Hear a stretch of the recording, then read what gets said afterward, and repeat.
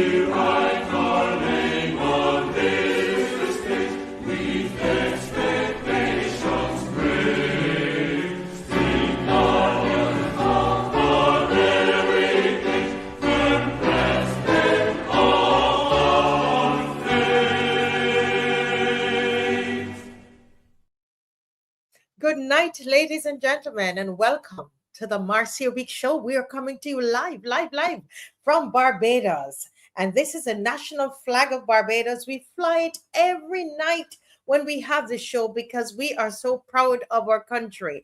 You just heard the national anthem of Barbados. And in that anthem, there's a line that as the anthem was being played and I was trying in my way to sing it, you don't want to hear me sing, but the line that says, we write our names on history's page. And I am thinking of our national hero who went on to be with the Lord. This is Sir Garfield Sobers, who will be buried on July 29th here in Barbados. And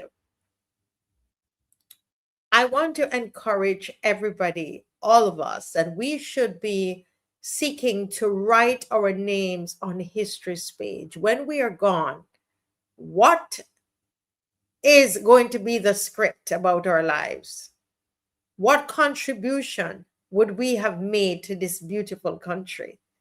We think of Margaret Knight, who was the first secretary for Mr. Barrow, Errol Barrow. I had the opportunity of interviewing her. And she has passed on as well. Her funeral is going to be on the 29th I'm sorry, on the 28th. Her funeral will be on the 28th. We write our names on history's page. Ye loyal sons and daughters, when it's all over, what would be your contribution to this country, the land of your birth? How do we carry on the legacy of Sir Garfield Sobers, who said that every time he scored a run, every time, I don't know all the cricket terms, Dave could correct me in the chat, every time he picked up the bat to bat, every time he scored runs, he hit those sixes, he said he never did it. He never did it on behalf of himself. He did it for his country every time. Can we say the same thing about ourselves? And I've been very what's the word, introspective as I was getting ready this evening, thinking about Barbados and thinking about why we do this show, why we come on 4 nights a week, all of us. It's not just me, but you do as well. Sometimes I'm trying to rest and you are sending me topics. So, you know, we do this thing together, and it is for love of country. That's why we play the national anthem. That's why we start every show with the flag. Once I am where there is a flag, okay? I would say 99% of the times we start the show with the flag, with the national anthem. There is a reason for that. And it is a reminder that when we connect, when you hit the link, or when I open my computer, and when you turn on your computer or your phone or your tablet, or you show me on your TV, every time you do that, it's for us to remember why we are doing what we do. And if our review of what the government is doing, our criticism of the government, our opposition, being in that place as that voice of opposition, if it is just to criticize, we have lost the way. We lost the plot. It is, what can I do for my country? What is the legacy that I will leave? How do I pick up the bat from Sir Garfield Sobers? How do I carry on what Margaret Knight has done? These are ordinary people. They're regular people. These are regular people. But they honed their gifts, they honed their talents, and use it for a greater good. And I know a lot of us, Judy, good night. Heathcliff, good night. Lucinda, good night. That we join the show, we come on for different reasons. I understand that. But I want you to understand what this show is about. It's about Barbados. It is about Monica, and Chantel. It's because we love Barbados. Bajan boy, I know that some of you have been disappointed by Barbados, but don't give up on Barbados. How many of us will pick up the bat of Sir Garfield Sobers and bat for this country? Sherry Berry, I'm a big girl. Lori Bob.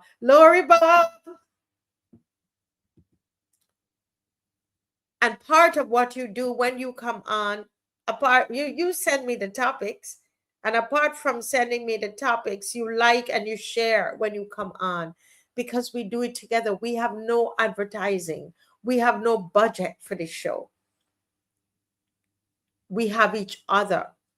we come together, and what binds us together, Shirley, you are in Toronto, but what binds us together is our love for this country. I know why I do what I do. I hope you know why you join.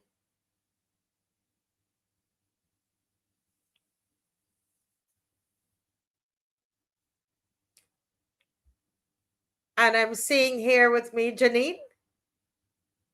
Yeah, hi, good night, Marcia. Good night, my opposition. Good night. Good night. You popped in on me. It's a pleasure to see you tonight. How are you? You're good, doing good. You're looking great. Thank you. I'm doing fine yourself. Yes, doing great. I'm just here, talking to having this our heart-to-heart conversation with Calendar, Matthew B, and everybody who's joined us, and we are reflecting on Sir Garfield Sobers and on Margaret Knight, and the legacy that they've left behind, and how they use their skills. They use what they have to, Janine, and they served their country. And so I was reminding everybody, including Beverly, and I'm a big girl, Sonia Perch, everybody, John Clark, that the reason we are on 4 nights a week, even when we're all tired, it's because of love of country, you know. And I know your love for your country as well. And as we celebrate the life of these two individuals, Margaret Knight, who will be buried on the 28th, actually on Tuesday, she's going to be buried, and she is the mother of David Thompson. So she's gone to be with her son. And she was the personal secretary to the late Prime Minister of Barbados, Errol Walton Barrow. She was also a writer, of 6 books. And I happened to, I believe I read one of her books in order to do the film, you know. So, but what's your thought on this? As we're talking about being firm craftsmen of our fate and writing our names on history's page. What's your reflection on that, Janine? My reflection on it is that is a very important thing. And even as these two people pass, only when some things happen, we are reminded of how important it is. And it's something that we should hold close and dear to our hearts and put some more action into in regards to, being assuring that Barbados that we are standing strong with the nation. I'm even going through all the trials and tribulations that we can stand firm because persons like themselves did at a time when didn't have social media, didn't have much access to things as we didn't know, but they stood firm. So we now have more access to more information, so we can be able to use it more wisely. Yes, and I love how you put that. We have access. When Margaret Knight, she was typing her letters, it was on that hard typewriter. Now we got Chat GPT, and we got all kinds of things. But she was serving her country the way she knew how. And Sir Garfield Sobers is doing the same. Well, we are going to be doing our tribute to Sir Garfield Sobers on Monday. And Monday is the July 27th. Janine, we're going to have a special show, and the name of it, and it is being part produced by Derek, Dr. Derek Allen. And so he told me, I asked him, what should we name it? And he says, Memories of a Son of the Soil. Memories of a Son of the Soil. We have a very special broadcast, and that is going to be on Monday evening. We're going to give the entire Monday to Sir Garfield Sobers. Yes. And what do you have any memory or anything about Sir Garfield Sobers that stands out to you, Janine? Yes, only hearing about him as a hero. I only got one opportunity to actually see him in person, and that was when he had when the government or who would have organized it had the 80th cricket competition at Kensington. So that was the only time that I really saw him in person of my recollection, up that close and personal. But otherwise, just learning about him in school and stuff like that. Yes, yes. And that's so great that they teach the children about him and about what he has accomplished for Barbados and how he represented Barbados. I think that is very, very good. Well, we started off the program talking about writing our names on history's page. And one of the things that we do on this program, Janine, we are very much involved in community work. And so we have a we just did watching the World Cup, the FIFA World Cup final with Dad, and we have some excerpts from it. And I don't know if Dave could show some of it at this time, and we will have some. You and I have some conversations that we need to have. So we need to chat on just things that's happening in the country. So let's just watch a little bit of this now.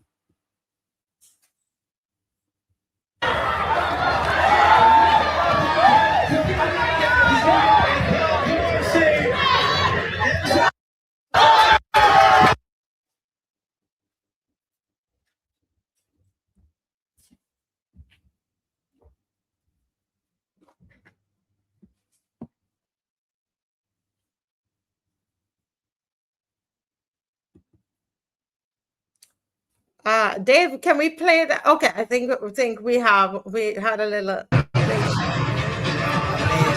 amazing. You're a Spain supporter. That's why you're so eager to speak to me. Yes, it's going amazing for you. Yeah, you think that Spain is going to win? Yes, definitely. How is it going for you? Yeah, you're a Spain supporter. I've always been a Spain supporter. You're Argentina, but it's going good. You like the idea. You like watching football. Yeah. Who you think gonna win? Argentina? Introducing QuickBooks with instant intelligence. What's it going on? Ask questions to get instant How is the game going? answers. Good. How is it going for you? Honestly, I believe Argentina should play differently. Huh? I believe Argentina should play differently. Should have Messi coming back. Whereas going forward, as an Argentina supporter, that's what I feel. When football, they're very good so far. So far. They're very good so far. Yeah. Don't my hand stomach burning. He feel real bad. He can see them losing up. Man, all the way. Scared. We have a female in the midst here. Yeah. What you saying? I am a Spain supporter, right? Right. If okay, honestly, I need to see more for Argentina. But you think Spain is gonna score soon? Yeah, Spain will win, right? But I need Argentina to play a little better. Play a little better. Yeah, I want some competition. Oh, I see your face over here. What happened? He is a Portugal supporter. That's a lie. Supporter. I was a supporter. All these are just rooting for the opposite team because they have gone home. All right. All right. Well, I think they're ready for the second half. So let's see what's going to happen. Yes, you're enjoying yourself at this event? Yes, please. You think it's a good idea? Yes, please. Yeah? Yes, please. What do you like about it? I like the gathering. Everybody coming together and want to enjoy themselves. Yeah, you like the gathering. So we're going to do it again another time, okay? All right. Okay. Well, let's pause it right there, Dave. Dave, yeah, let's pause it right there. Janine, what I really loved, is to see these young people out, and they are sitting there. They don't have their no phones because some of them came. They wanted to get their to get the Wi-Fi, and I told them no Wi-Fi. But they were just talking to each other and watching the game. how important do you think, Janine, these kinds of activities are when you think of the what's happening in society, what we see happening to our young men? We had so many young men there. We had probably about 3 young girls there. How important do you think this is? As you think of even the number of deaths, murders in the country this year, Janine? Yeah, so I think it's a very important initiative for young people on the whole. In terms of this initiative in particular, it would attract young men because they are all about the football and that's what they enjoy. It brings good camaraderie because as you can see, even in the video, although some are with different size, it's a good camaraderie at the end of the day. There's no fighting, there's nothing like that. Just good conversation, good battling going on in regards to who team wants to win. So this kind of things is a real good community initiative. It is part of community empowerment at the end of the day, where young people can come together, and then after the game, it provides more conversation for where they can dive into different initiatives or different conversations at the end of the day and what's going on in life. So it's not only about the football at the end of the day, but I see it as a community-oriented initiative. Yeah, the year has started, and I think how many? This is July. We're in the 6th month. We're in the 7th month, right? 6. What am I saying? 7 months. How many young men have died so far, Janine? A lot. I don't have the exact number now. I think we were at 40. I have stopped counting. I don't know if anybody knows.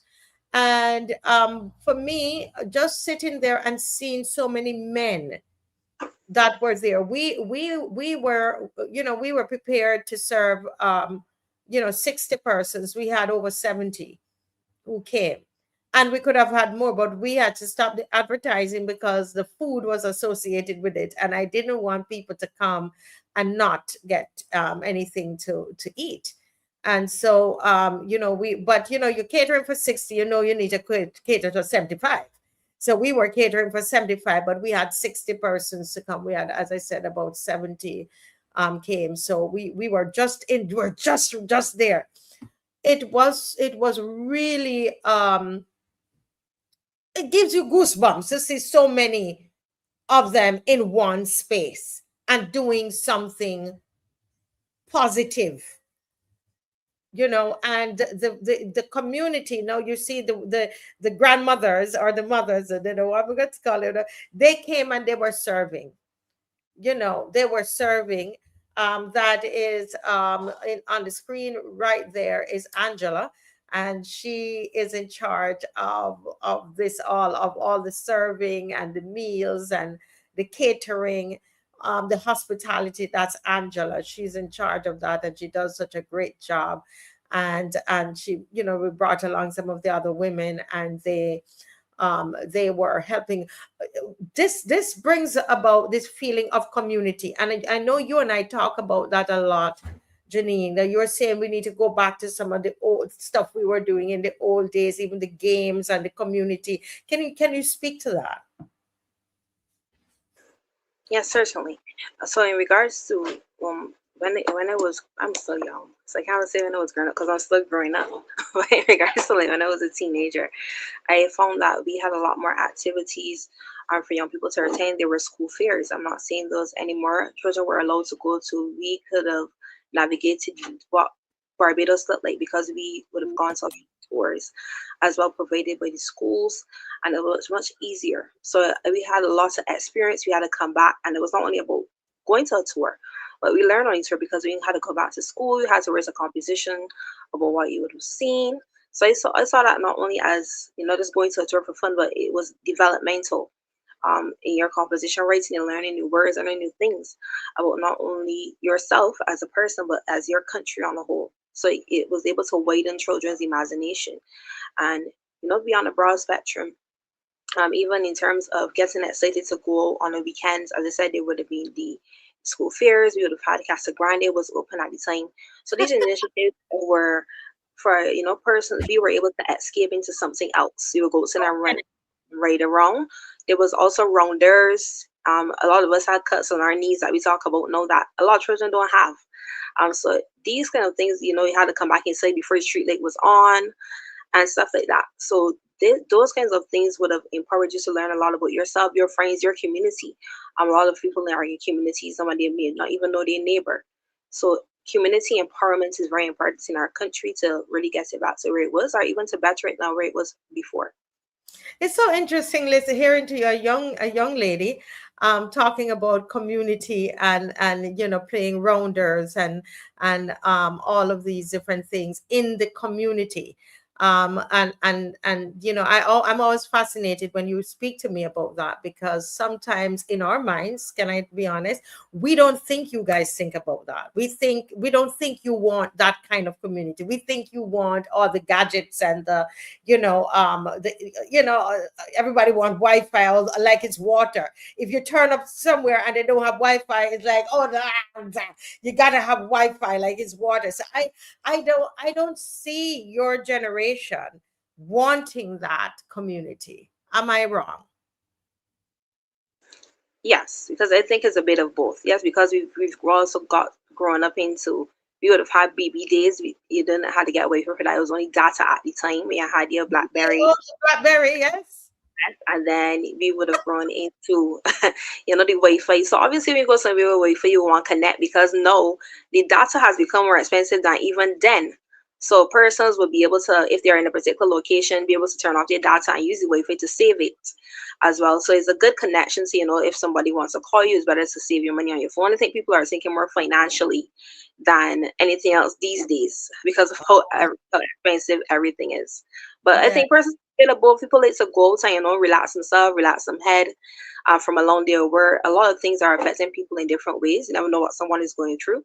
So it's just to have that connection to be able to, if somebody calls, they could be able to easily use the Wi-Fi. But persons like to also, breeze themselves as well, as you would see as young people. Yeah. Culture is so important, because what you described there about going out to play and then having to get in at a certain time, that was part of the culture, right? Would you say at the Barbadian culture, and how children were raised and in the community and the excitement to go and play with the neighbors and all of that. Now, at the event on Sunday, what was so interesting to me, to Janine, were these children. There were some children who were there, and they're from Carrington Village, and they could tell you which team they're supporting. They came there with the understanding. They knew, all the players. They knew everything, but they were in that cherry tree that you see there, and I couldn't understand. I'm like, but they came here to watch the match, and they're in the cherry tree and making a whole set of noise, So, but let's watch them a little bit, because this too is part of culture, right? Let's watch them a little bit. David, there's no snake and score many goals. Who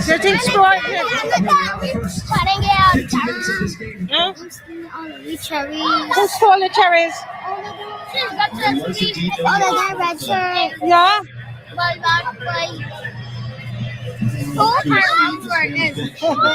Look, listen, share. Hello, girls. You have to share the cherries, okay? He hasn't gotten any. Don't take all, okay? You barely give me any cherries. I only have one cherry. And then was still a mistake to get it. Then Bolivia. I don't want cherries. I'm going to finish it all the way. We get here before I want to show you what you business that we need to do. Did you get any cherries yet? No, we barely got cherries. No. Come here. Share some of your cherries. Not you. I got bit off you, right? Yeah, give me my cherry. That's nice. Yeah, they're cheering. Not cherry, So hold a minute. Who are you cheering for? Spain or Argentina? Spain. Argentina. So how come you're out here picking cherries and not watching the game? Because We like to spend time with each other, so we picking cherries. All right, nice. Cherries. You want some more cherries? Sorry, Mom. Mommy, sorry if you team if Spain lose, that's not my fault. But just sorry. Argentina got a win today. Argentina winning today. So you watching the match while you're doing the cherries? They want more cherries? All right. I only got one cherry. You only got one cherry? She knows something about Argentina. She don't even know that about football. So why are you betting for Spain? Because Lamine, your mom. Yeah? Lamine and the stink. Yeah, tell the camera why. What happened?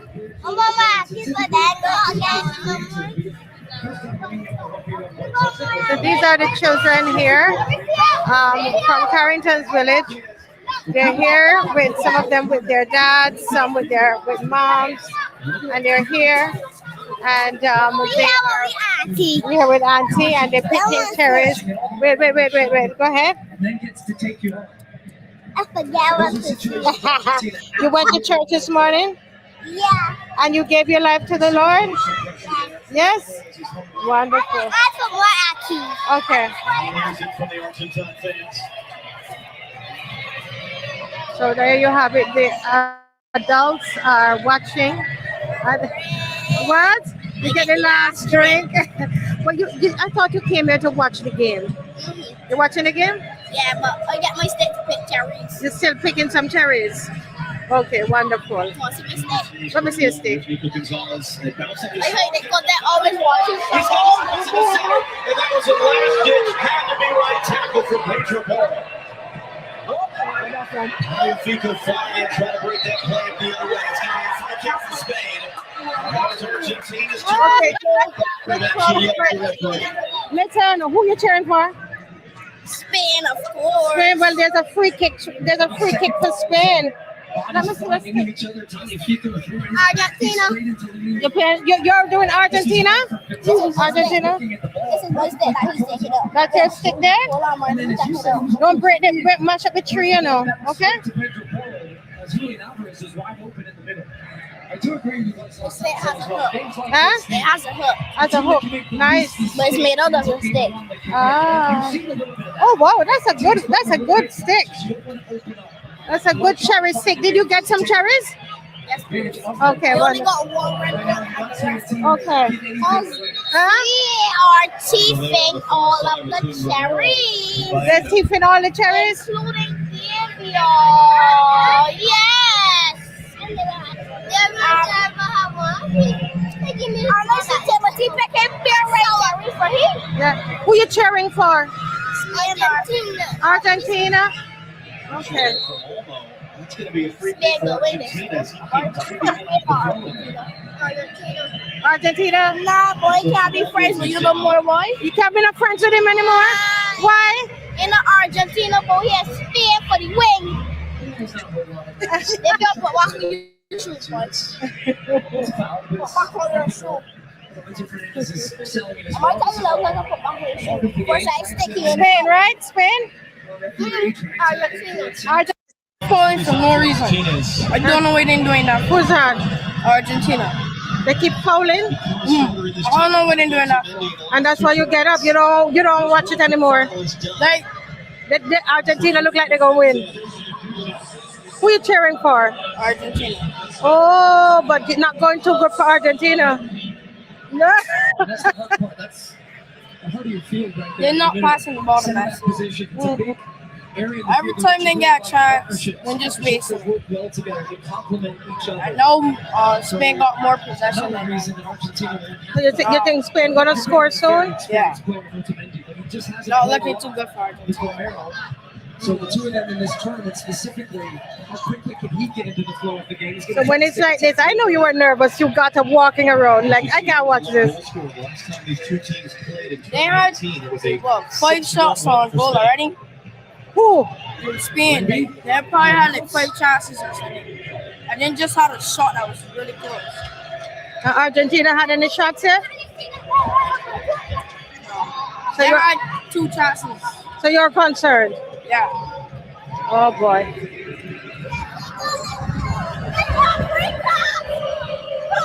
Minutes to come at the end of this first half. Martinez long, Julian Alvarez going to chase it down. Little Simone. Let's pause it right there. Went away from Alvarez there. Yeah, let's pause it there. I could watch these children the whole night. Janine, what comes to mind when I saw you smiling and you were into it? What was in your mind as you were watching it? Yeah, I was very happy to see the children interacting, because earlier, being of what you said, and that persons think that this stigma that children only want to be on their tablets or using Wi-Fi, but it's good to see the children outside, picking cherries, interacting with each other, even thinking about the football, because persons underestimate children, children can multitask, so don't be surprised that they were actually watching the game and picking the cherries at the same time. It might sound crazy, but that can actually happen. Children are they're very aware of their surroundings and very aware of what is going on. And so that was a good thing to see. And then even with the last young gentleman, in regards to, how he was saying it wasn't looking so good for them, and it was actually truthful about how it was going for Spain. So it was good to see that interaction with the children. It makes it feel like the old times again. Sometimes, I'm watching it and look at it, the big smile on my face. And I don't know how the others are watching it at home, how they're feeling watching it. But sometimes we are looking for these great programs, Janine. We hear about a lot of the crime and a lot of what's happening on the blocks, etc. And, we come up with these programs. I mean, there was one time the administration, they had this peace program, which turned out to not be so much of a peace program, really didn't work. And I'm hearing now, I don't know the actual name of it, that they're coming up with another program. But sometimes the obvious things are just right there before our eyes. If we could probably get the children involved in these kinds of community activities, it will give them something to do, to get outside and be part of something positive.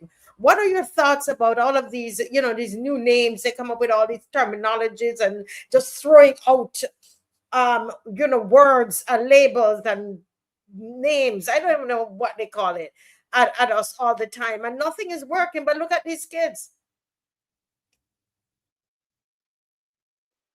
Yeah, so you're so correct. So recently, up to today, there was an article saying that the government will be linking up with the BDF to do a new diversion program, as well. So we are seeing this through some of the things are calling it a diversion program. Yes, diversion, along with linking with the BDF in regards to, they're basically stating that they're in terms of persons who are dying for the year, the young people. They're trying to get the program in regards to, solving the crime before it goes to the schools. But it's much more than to just do a program, because there are many programs already there. I don't like how it seems like there's nothing that is currently happening, or there was nothing that wasn't in place prior. If maybe some of the programs were not shut down, just to prove some political points. There's still the juvenile system there going, who's working extremely hard. I don't hear they getting any recognition. You only hear about these new programs. Like nothing else wasn't being done for the youth. It's just taking the programs that are currently in place, or the ones that were shut down, bringing them back and making them more modern, because we do understand that things need to get more modernized based on the situations that are happening. I do understand that. But just to be randomly creating names and just trying it out there to seem like we are doing something when the country really is not. That is a big worry for me. We need to not be like doing things before the ops, but actually fixing, trying to fix, because we can't fix anybody. It wouldn't be unrealistic about that, but trying to curb the issues that you can on a day-to-day basis. Yes, and I think, while we wait on the government to do what they need to do, I think some of it can be done at a community level. With you and I and the people who are listening, it's summer. How can we interact with the young people in our community, whether they're through our church or through a school or through a vacation Bible school? What is it? Something positive that we can do. In our community. We started off the show talking about picking up the bat. of Sir Garfield Sobers, you know. And sometimes, as I said, we're thinking of these complicated things to be done. And it's the answers, you know, oftentimes they're staring us right there in our face. I think of one such program, you know, that was just so authentic and so natural, Janine. And we always talk about this together. We didn't know each other then, but you were involved in it and I was involved in it. And, you know, it is Dance Fest. When there was Dance Fest, right? I mean, you had white, even young people in the white community were all involved. We had a white guy in our dance group that was part of Dance Fest. Dance Fest, I mean, it just touched everybody, all the young people in this country. And, you know, people, you can tell us your experience of Dance Fest, how old you were when it was happening. And this is something that was a government-run program, but they were able to make it so effective that it actually went into the community. It wasn't, you know, you have these programs and it says a community program, but then it's not felt, right? But with Dance Fest actually broke that ceiling and actually went into the communities where people owned it and wanted to be anything that said Dance Fest. The communities wanted it, whether it's white, black, wherever. You know, what's your experience of Dance Fest, Janine? And do you see anything happening now that is similar to that? So that was the initiative when the Democratic Labour Party was in power. So I was going to Dance Fest even before I was in secondary school. I believe, I can't remember the exact age that I was, but I know I wasn't in secondary school this year, and I attended my first Dance Fest with my cousins at the time. And it was a community-based event. It was community. The full name of it was Community Dance Fest at the time period. Yes. So we went into the communities, found regular young people who were passionate about dance. They didn't have to have a degree in theater arts or anything like that. Once you had the passion and you were willing to form your dance groups, it started from there. So even then, they would have the big competition. It would be around Barbados Day, and every person in school was very excited about attending. It was like this big event. See how you have like the big event for the adults, or like how it even was crop over. So we as young people, that was like our crop over. That was a big event for us. So yeah, I don't see anything like that happening. No, I think that they tried to do it after the Democratic Labour Party left office, but it didn't work out at the time. I can tell you, because I was part of it, you know, because we run a dance school and we were part of when it started, and then when they took over. And this government, the challenge with it is that it was no longer community focused. It was called, thank you for reminding me about that, Jenny, Community Dance Fest. You heard what it's called? Community Dance Fest. And so those of you who are listening, this thing was so entrenched in the communities that the guys on the block, they supported dance groups within their community, right? Janine, you had the people at Bush Hall. We know that people from Bush Hall, they are extra hype, right? They are behind extra hype, and they come and they fill up the gymnasium. Sometimes the gymnasium is so packed. There's so many people on the outside, right, Janine? Not sometimes, all the time. Like, I went to that fest on many occasions, and I wasn't able to sit down. Right? And or you're left standing up outside, cannot get in, because it was truly community. It wasn't, we went in, we had a dance school and we went in as a dance school. But let me tell you something, them community dance, I mean, the energy that they came, the aunties became, you know, producers. Dwayne Grazette was over one group. There was another lady, she was over extra hype. I'm sure she has no dance training, but she grabbed some young men together, and her son was involved in it and started to work with them. Different people in the community just got people together and just created dance groups. And I can't express to you, viewers, how amazing it was. It was truly community.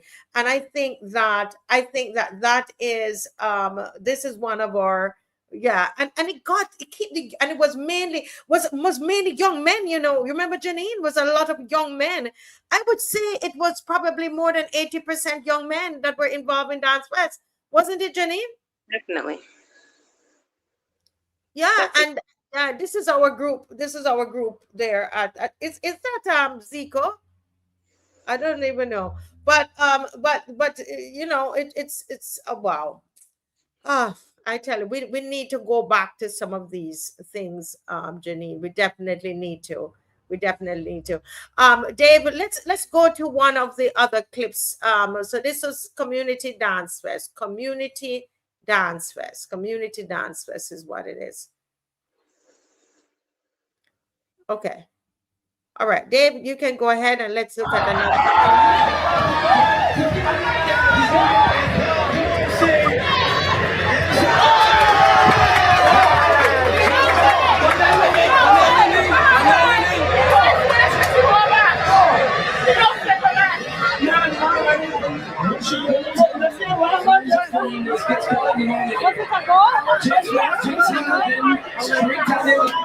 There was a chance for Spain. What happened? What happened? Was it a goal? Just commits. He's already committed to it. She goes flying in the air. Very significant. If you get to extra time, Argentina will play down in 4 minutes.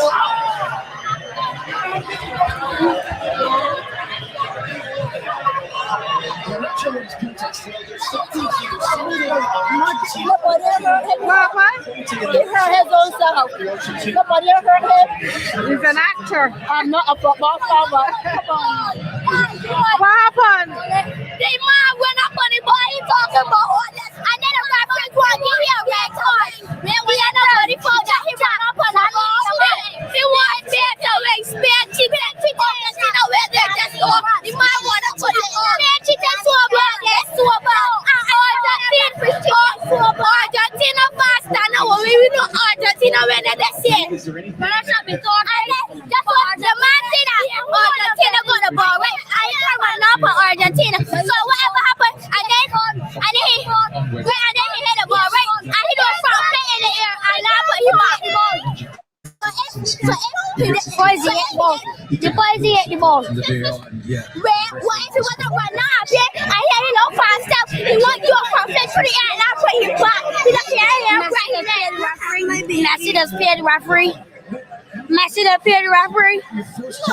No look at E. No look at E. What happened to Messi? Messi pay referee. 39 years old. I still go pay as a chief. That's your baby? All right. You say something confrontational. What am I saying? Yeah. You can be surprised. And that was your Listen, they're so invested. Janine, they're so invested in this thing, you know. That Messi is 39 years old. They know everything. Oh my gosh. You're reminding, it seemed like you're remembering your childhood watching this, Janine. Yes, definitely. Oh God. You know, culture is so important. I know you just saw and this is part of culture. What is happening here, right? This is because culture is what we eat, what we wear, how we speak. They are speaking Bajan. They're out. They don't need, somebody might be listening and say, oh look how the children talking. No. They are speaking Bajan. It's their culture. They're outside picking cherries, watching a football a match, and so they speak Bajan. That is the culture. You know, it's how we sing, it's how we dance, it's how we speak, it's our mannerism. You know, all of that makes up the culture. And you know, Janine, do you see more of our young people? Do you see now more of the young people getting themselves involved, like deliberately getting themselves involved in culture? I know we just did the Junior Monarch just occurred. Did you attend? Yes, I did. It was last. Repeat, please. Yes, last Saturday was the Kiddie School and the Junior Monarch, but I did attend the Junior Monarch. Yes, please. You went to the Junior Monarch, and how was that for you? To me, the song, I don't want to me that was like added. Sorry, we had some disturbance. I didn't hear you. Oh, okay. Right. So it was stating that in terms of logistics wise, I think that the stage and stuff was too low. But otherwise, in terms of the messaging, which was most important from the songs that the children had, I think that it was pretty good. I even would have enjoyed it better than the Pickety Cropping maybe in the last 5 or so years. But because the messaging, the children came with strong messages. Strong messages. Well, yes. What were some of the things they were singing about?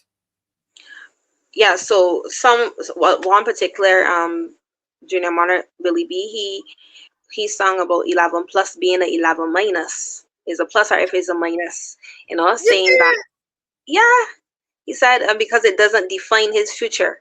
So whether it's there or whether it's not, he's letting them know that his future is still going to be great, basically. So then even before in his presentation, he had some persons who went to school at schools that persons don't call great schools, where he had like Edwin Year with prominent faces that we see around in terms of the presentation, and to stay well, they went to school at this particular school, but look where they are today. So that was his messaging. And then I think his name was Kincaid, the former monarch from last year. Yes, Kincaid. I know Kincaid. Yeah, his messaging was superb. I know he has some cracks in his voice, but his song, Miss Diagnose, the messaging in that and how he would have played on talking to the doctor. He was in an asylum, and his costume and everything was depicting this like you would have thought that it was the big competition. And he was playing on Dr. Abrams, Dr. Lashley. Then he's venting to me and more por favor. So when we listen to the music, we will know who he meant. I'm asking them for help and saying that some of the system is corrupt and how people are, getting locked up but still coming back up being like killing again. So he was highlighting a lot of issues. So I think that person, if they didn't even get to go to the show, they should really listen to it and take in even the government, but don't misconceptualize what the children were saying. The children were awesome. And I think that's if these children continue in soccer arena like this and not be afraid to speak out, we can say that the future of Pickering Crop will be bright.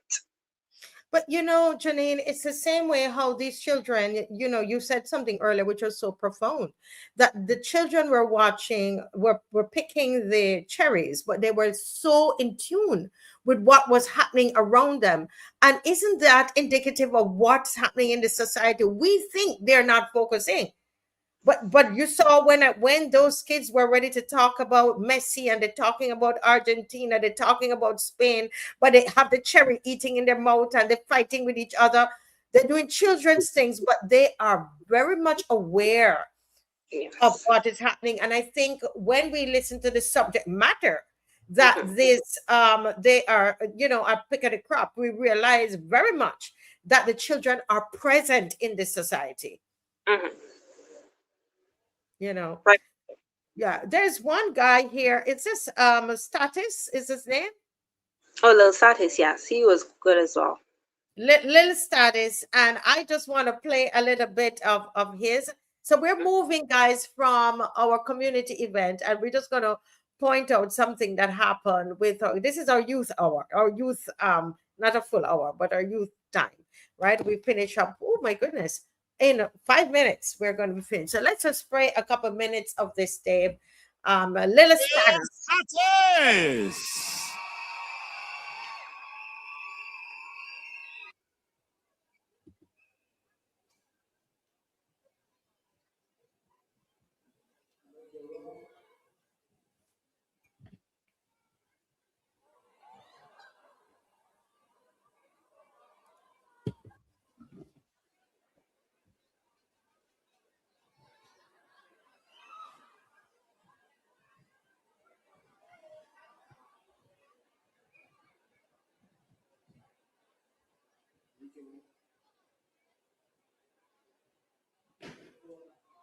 Good night, Junior Monarch.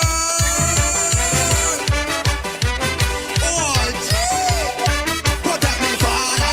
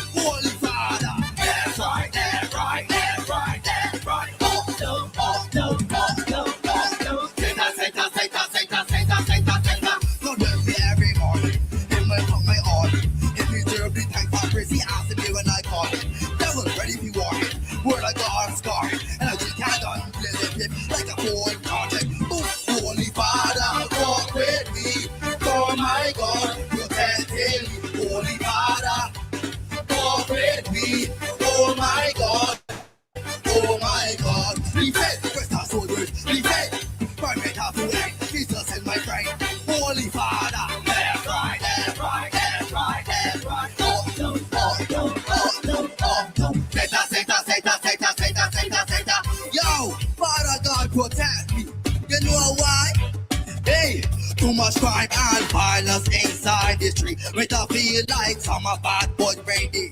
AK-47 gunshots on repeat. Gunshots on repeat. Somebody hit concrete. But the armor will carry me every day of the week. Recite a prayer every day and night for me sleep. I stay with God, so me God will never get defeat. Bible in me reach, scripture me I teach. The Holy Father walk with me.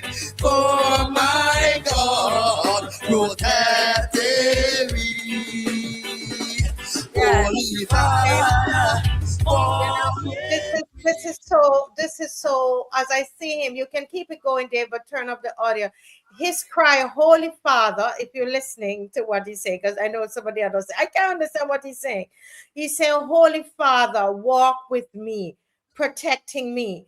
And it's a prayer. And this is a young man, Janine. When you think of the number of young men who have been killed, it's no wonder he's on his knees at Junior Monarch, calling on God to walk with him.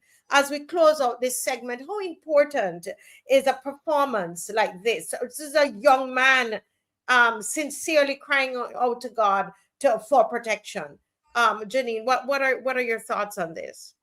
Yeah, very important. I sorry that we have to go now, because even at this point in time here in this performance, he was actually praying right here, right now, saying a prayer. Actually praying. Hear the prayer. Dave, see if we can hear the prayer. That time for life, Bashani, walk with me. For my God protected me. Holy Father, walk with me. Oh my God, oh my God. My body felt Lord. Everybody, that time for life, push your hand here right now. You love God, push your hand here right now. Keep that there. Let us pray.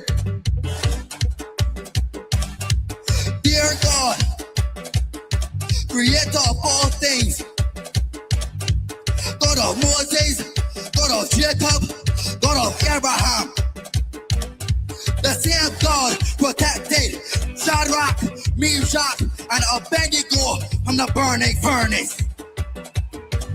The same God that protected Daniel in the lion's den. The same God that helped David slew Goliath. Come into our hearts, come into our life, come into our soul. Protect my friends, protect my fans, protect my family, and everyone in this place. May the crowd say, Amen. Defend, press our soldier, defend. When we talk to it, Jesus is my friend.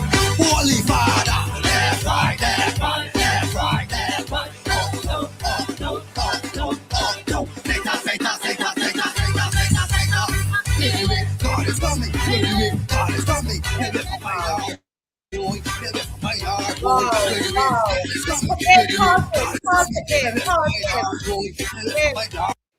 This is, I mean, you're right. I had chills.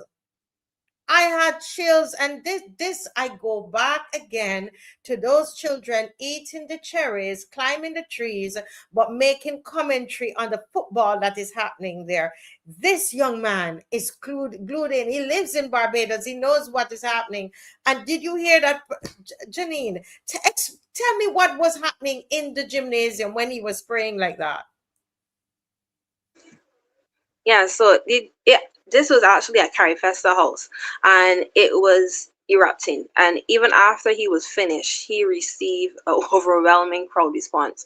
So although persons might think that no, he didn't, because he was singing about being a soldier of God, he has so much energy to begin with, so you couldn't walk away from that. But everybody hands were up in the air, and persons were actually enjoying what he was singing about. And I think that message like this are very important, and I just want to again congratulate him and all the junior monarchs and the persons who wrote the songs for them this year, for not being afraid, because it was a really great show in terms of the level of performances from the youth side. In terms of that high level, it just went top notch because of these persons who wrote the songs. Big up to the teams of the young people as well that were able to put this all together for them. It was they were special, and big up to Los Angeles as well. Yeah, yes, we are. It really touched my heart. One, to have the boldness. How old is he, you think?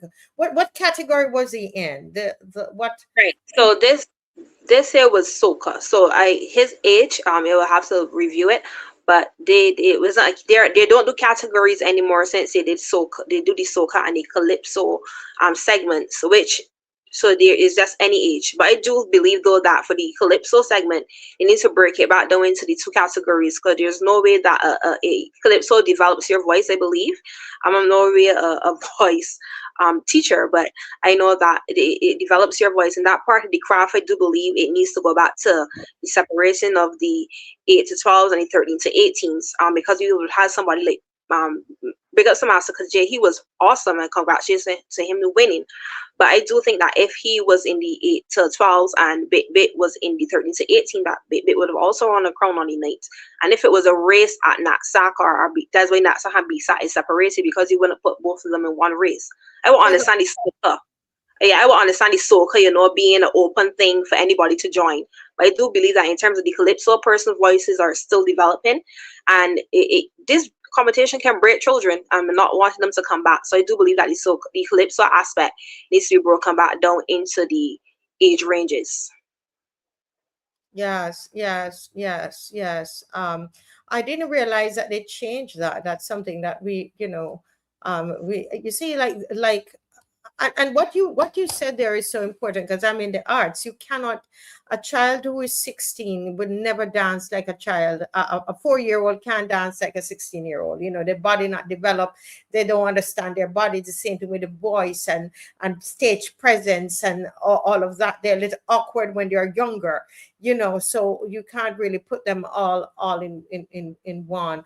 But it's the idea of a junior monarch is so important. And this, you were giving me some history about the junior monarch, and you could share that now. And just to let people know, we're waiting on Victor Lewis. He's supposed to join us at 8, but he seemed to be having some technical issues. So we will chat a little bit until he comes. So tell me about that, Janine. Yes, so the Junior Monarch would have started in 1986. The first winner was a guy called Lou Ritchie. He's actually from Church Village, where I grew up. And they would have started under the Democratic Labour Party at the time, and Maisie Barker Welch was the Minister of Culture. So that would have been one of the last times that Arabara at the time would have been able to, see that, because he would have died the year after.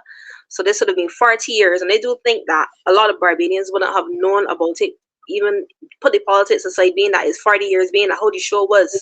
It wasn't mentioned at all, not even in the flyer, not even, nowhere, or maybe I think at the finals it was mentioned in terms of the MC then, because the MC only got the thing last minute because one of the previous MC I think couldn't come anymore, but because the MC would have mentioned it, I mentioned how he got the script 10 minutes prior to the show. However, I think it was only mentioned there, or mentioned maybe when they came home and watched the reaction of what Amaral and them were saying.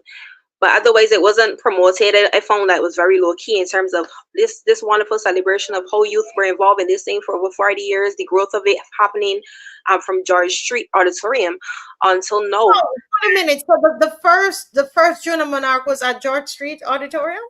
George Street was the whole Junior Monarch, and then also with the whole tents back in the day. We'll come to George Street as well. So that's why the name at the time was given George Street, because it was supposed to be open to the public. And at that time, Arabaro didn't want, it to be in his name, because it was supposed to be a place that all Barbadians can attend. Belleville is supposed to be this area where only certain people can go, or it's only an expensive, branded as an expensive place. So that was the whole thinking behind George Street at the time, being that place where every Barbadian can attend.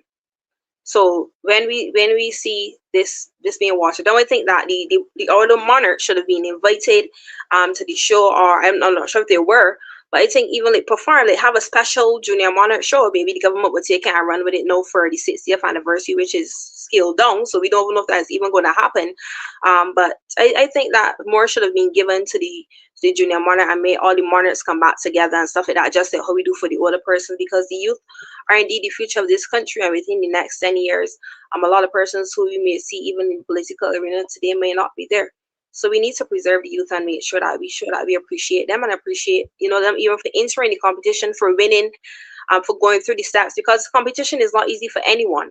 And for persons to stick in and for something like Junior Monarch to stay here, thanks to each government going through it and keeping it alive for over these 40 years, yes, we understand. But I do think that more could have been said in celebration a big milestone like this for this year. Yeah.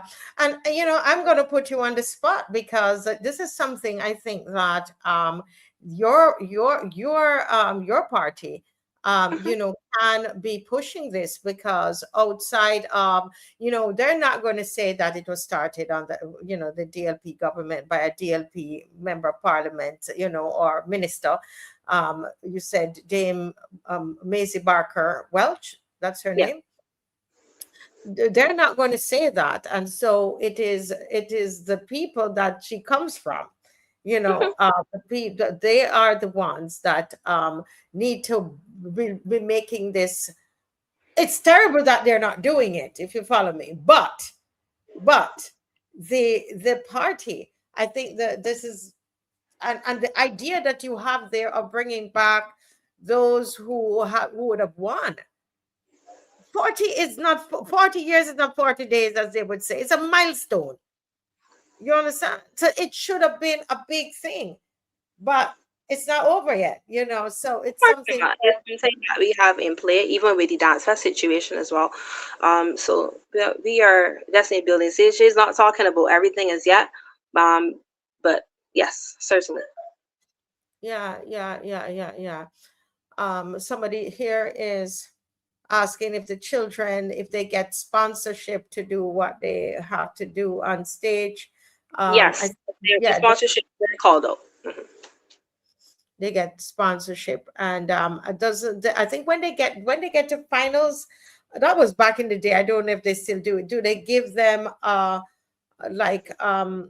you know, what they call a subvention or a grant? Everybody gets something in order to get their costume together and their, you know,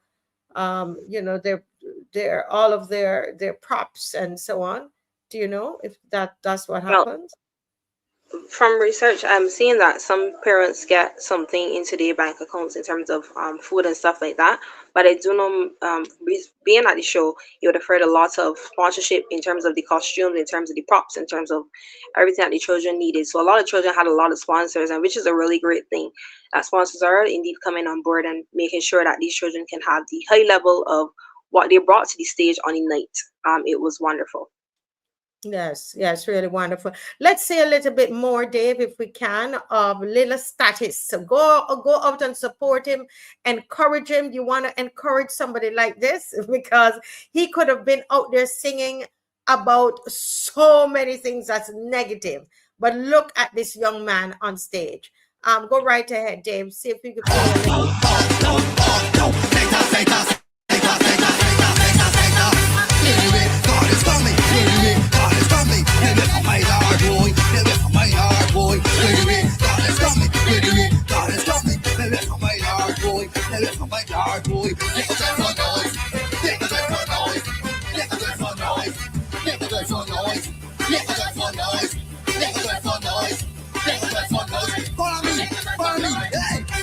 Thank you, Father. Thank you, Father. Thank you, Father. Father, thank you. Thank you, Father. Thank you, Father. Thank you, Father. Father, thank you. I love you, God. Yeah, I love you, God. Thank you. I love wanna.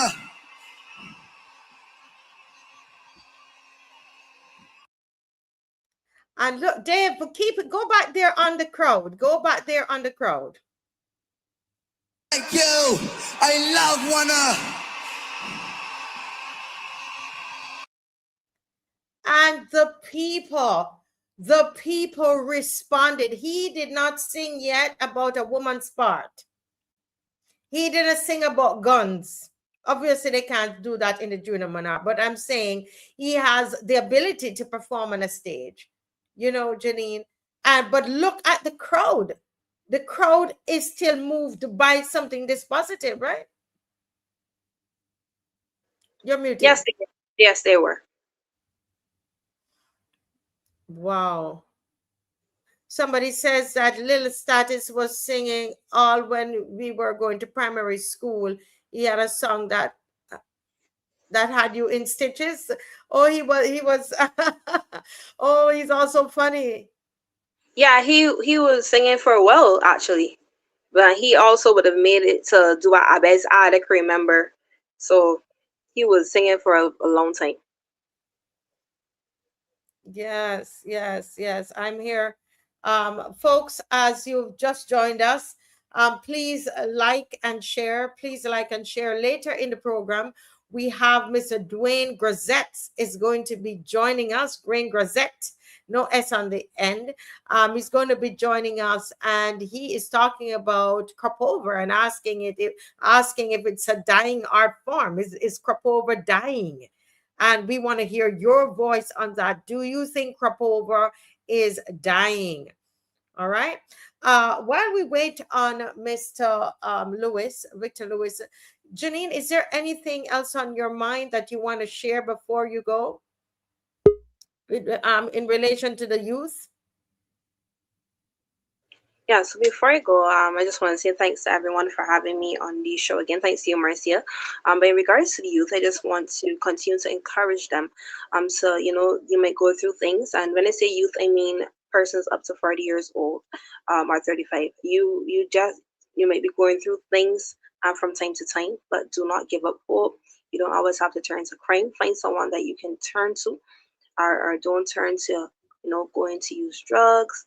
There's always another avenue. I know it might feel a way or a lot. And to the ones that are already doing positive things, you also have a mantle as well, because it might feel like, you know, sometimes, why am I doing something positive? And you might want to turn away from it. But continue to keep on the right track as much as possible. You don't need 10 people to be your friends. Once you have that one person in yourself that believe in you, you can go for it. So just continue to follow your dreams, and that is basically my message for you. Yeah. Yeah, powerful. Thank you so much. It's always a pleasure to have you on the program. Always, always, always. And, you know, anytime you're available, you know, sometimes I pounce on you, you can't come, but we planned this one. So that is good that you were able to. And it's, you know, it was wonderful. Thank you so much, Janine. Yeah. Thank you for having me. I look forward to being on soon again. Yes. And keep up the work with the youth. Yeah, thank you. Yes, bye.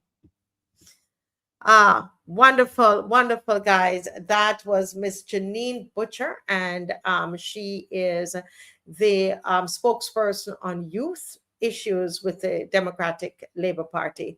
Yes, she has been great. Yes, and somebody says this is a goodness that gives us hope. Yes, yes. We probably need to watch a couple more of the Junior Monarch renditions. We probably should do that because we need hope for this country, and our young people, they're doing that. Well, we have Mr. Victor Lewis with us this evening, and I'm hoping that his camera is working. Mr. Lewis, can you turn on the camera? Let me see if it's working. I know he's been having some technical challenges. Ooh, still. Okay, he's trying. No camera is there. All right, well, we will. Can you hear me, Marcia? Yes, we can. All right, we're seeing you now. We're seeing you're on your phone. I'm on my phone because my PC just conked out. So I'm on my phone. So I try to do it via this medium. Yes, sir. Really. Mm-hmm. Yes. Really sorry about that. Well, That's the name I know we have even less minutes. We have, so we're gonna have to do a mile a minute, and you might have to jump back on Sunday night. But last week, I mean, we had a very, very, very heart-rending episode that you did such an amazing job in investigating this, and brought so many more details, Mr. Lewis, to the viewers. And I must commend you for the work you are doing, to the point where when the show was over, people overseas were calling me they want to get Mr. Lewis to come and look at this particular thing for them. And I want to commend you. I started off the show talking about us picking up the baton or the bat of Sir Garfield Sobers, and I mean, you are carrying that bat. You're hitting sixes, and I just we don't commend each other enough. And I want to say, I want to commend you for the work that you're doing, sir. Well, let me turn it all over to you, and I think Dave might have stuff that he still will be able to show what you need to be shown. But right, because yeah, go ahead. Yeah, because last week we said we looked at the whole history of the experience of Paulette Graves at some Coggins. I would have sent her the link. I don't know if you would have seen her backstage, but I would have sent her the link. So there's a possibility that she may be coming in sometime soon. However, we know very well the situation that she experienced over in Coggins relative to the tractor that ran away, as we may call it, and destroyed her home. So I want to pay special attention now to the report that was made by Dr. Grenville Phillips. Dr. Grenville Phillips, and he is the engineer who was requested by Paulette Graves to look at the house and to give his perspective based upon his analysis of the quality of construction work that transpired there.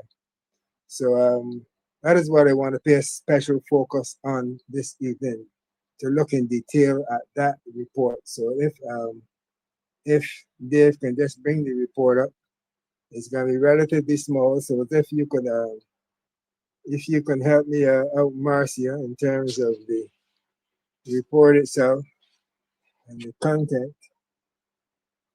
So I'm going to be pulling my screen up so we can see that it is coming from Warren College, and it's done by Dr. Grenville Phillips. So the report really is based upon two sections. Section one, where he conveys his interest in assisting Paulette Graves relative to an analysis of the construction work at Coggins in St. Andrew. So Dr. Grenville Phillips, he is a civil engineer, and he would have compiled this report on the 18th of June. And certainly, as we said before, it's for Paulette Graves, who lives at Coggins Hill in St. Andrew. So if you can scroll it up, then go back down a bit. Go back down a bit. I just want to read the top part. So we inspected the required house in Coggins Hill on the 10th of June 2025. Our report follows, and his introduction is, he says, an excavator reportedly struck the northeastern side of the house in Coggins Hill on the 5th of May. We are familiar with all of that already. So keep rolling it up, Dave. So that's the actual aerial view of Coggins Hill, and that's the location. Keep rolling it, Dave. All right. That's the Google map. So let's roll back down, right? So the report will be based in 3 sections, and these sections will be comprising his observations, his analysis, and his recommendations. So let's look at number 1. Number 1 says There's a missing damp-proof membrane in photo 4, and I'll be showing you the photos a little later down. And this damp-proof membrane is required to prevent moisture from rising up the foundation wall and causing wet or rot of the timber. His recommendation for number 1 is that a damp-proof membrane should be installed between the timber and the concrete. So here we have a house being constructed, and as far as the civil engineer is concerned, when that is missing, this is what will occur, in that you will get rotten and you will get the damp atmosphere being transferred from the ground into the house. Number 2, uneven rebuilt masonry wall, uneven rebuilt masonry wall. And his concern there that this unevenness or unevenness in the masonry work is careless workmanship that results in an unsightly appearance. And this is his analysis, that uneven masonry work, it is careless workmanship that results in an unsightly appearance. And of course, his recommendations: plastering the wall should improve the wall's appearance. Plastering the wall should improve its appearance. Let's go to number 3. So when we look again at number 2, number 2 speaks about careless workmanship. Careless workmanship. We know what Paulette was echoing, that this house has not been repaired properly. So here we have a civil engineer coming on to the project, and item number 2 speaks about careless workmanship. So you are hiring some person to perform a task, and the actual competence of that individual is questionable to the extent that even Paulette, who I don't believe went to any technical school, could have clearly seen that this is not the quality of work that I will accept. Let's go to item 3. Missing mortar around rebuilt masonry blocks. And every mason knows when you're building blocks, you use mortar. And here is the civil engineer is observing clearly that is missing mortar around the rebuilt masonry blocks. And this uncemented masonry is careless, again, number 3, careless workmanship. And his recommendation: all blocks should be well cemented to adjacent blocks. I mean, and that is basic as far as a mason is concerned. Let's go to item 4. Unreinforced rebuilt masonry. Unreinforced masonry walls are vulnerable to collapse under seismic loads. Wow. Unreinforced, meaning you don't put no steel, you don't put no concrete in the blocks. So when you put in steel, when you put in high rib, when you pour your concrete, that reinforces the block and brings about rigidity in the actual foundation. And his recommendation: masonry walls should be reinforced. So here we are repairing the foundation, and blocks are being presumably built with no mortar and no reinforcement. Let's go to item 5. Item 5, unfinished masonry joints on the eastern wall. And of course, he refers to photos, and I'll show you those photos in a little while.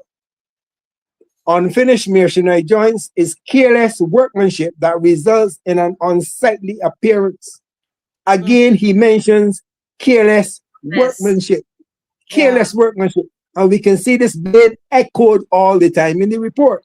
Plastering the walls should improve the wall's appearance. Let's go to item 6.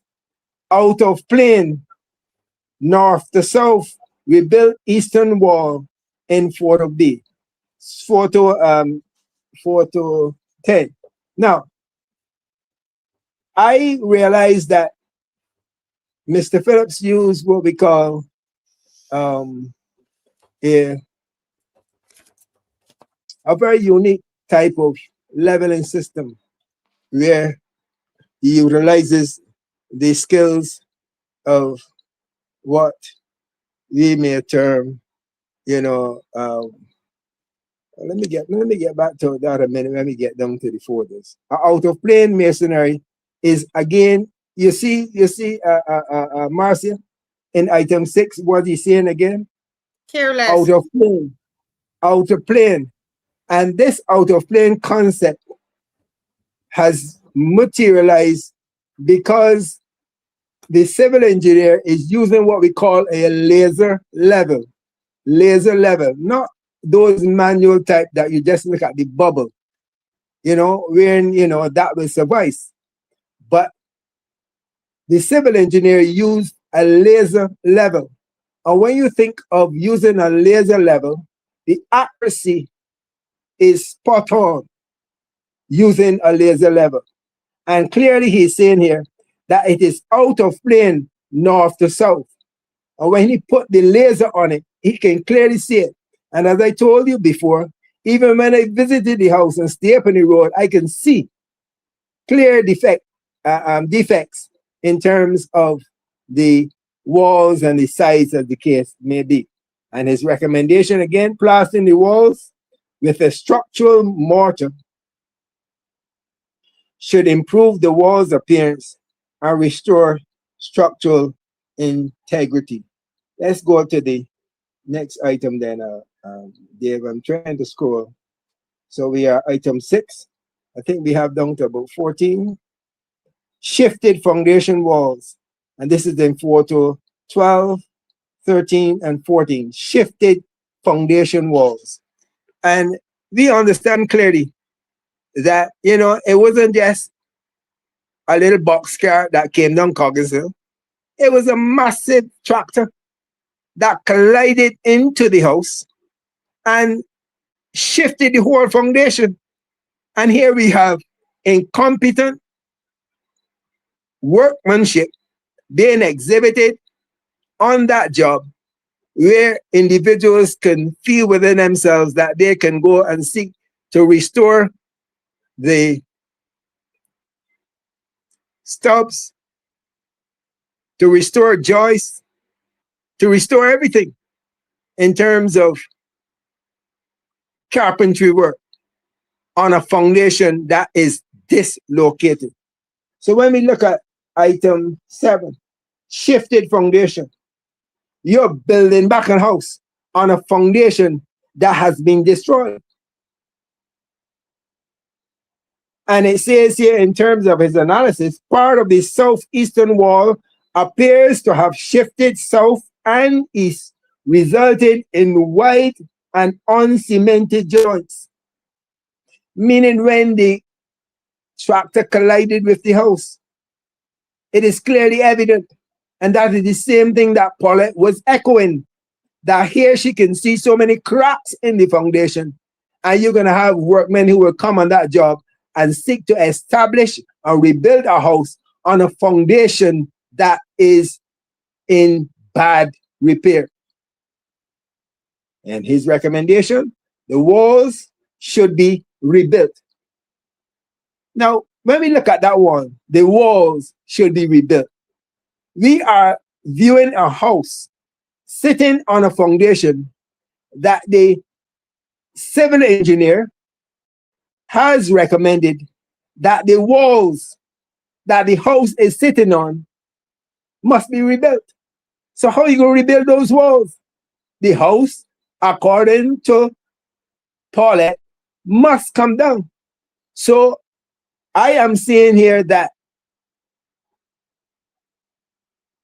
as far as advice and guidance on this job is concerned, you know, that how could competent individuals seek to go and rebuild a wooden house on a foundation that it is obvious to the average person that is in bad repair? Who supervised that job? Who made those decisions? And this is the recommendation of the civil engineer, that the walls must be rebuilt. And these walls he's referring to here are the walls of the foundation. So let's go to the next item there. The next item, item 8. the floor not level. So if the foundation is dislocated, yeah, go ahead, Marcia. No, I'm laughing. I mean, if the as you said, if the foundation isn't right, then the floor is not going to be Right, level. because the joist fits on the foundation. That's where you start. You have to put down your joist, then you put up your studs, and then you frame your roof, and you put on all your rafters, and then you're framing out. That's where you start. So Wow. it is quite obvious that the floor will not be level because the foundation is dislocated. The level difference in the north-south plane, 10.5 millimeters. The east-west plane, 18 millimeters. A maximum residential floor level tolerance is normally 6 millimeters in 3 meters. So within every 3 meters, a deviation of 6 millimeters is accepted. And here you have it between 10.5 to 18 millimeters from north to south, showing how much that floor is warped. And the warped floor is a reflection of a warped foundation. But that's quite obvious. You don't have to be a rocket scientist to figure that out. That's clear. But yes. Mr. Lewis, I want Barbadians, everybody who's listening right now, to understand that this is actually what the Chinese did to this woman. This is a house that they repaired, and she had to pay a civil engineer, right? $700. $700 to prove that something is wrong. She's looking for her naked eye. Her children know that something wrong.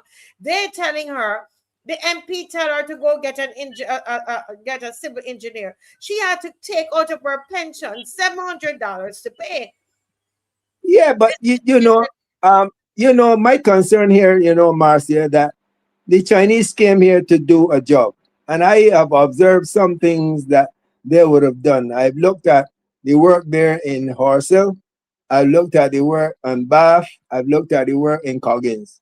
So you must give them credit from the point of view that they have competence in certain areas. But you can't expect, a square peg to fit in a round hole.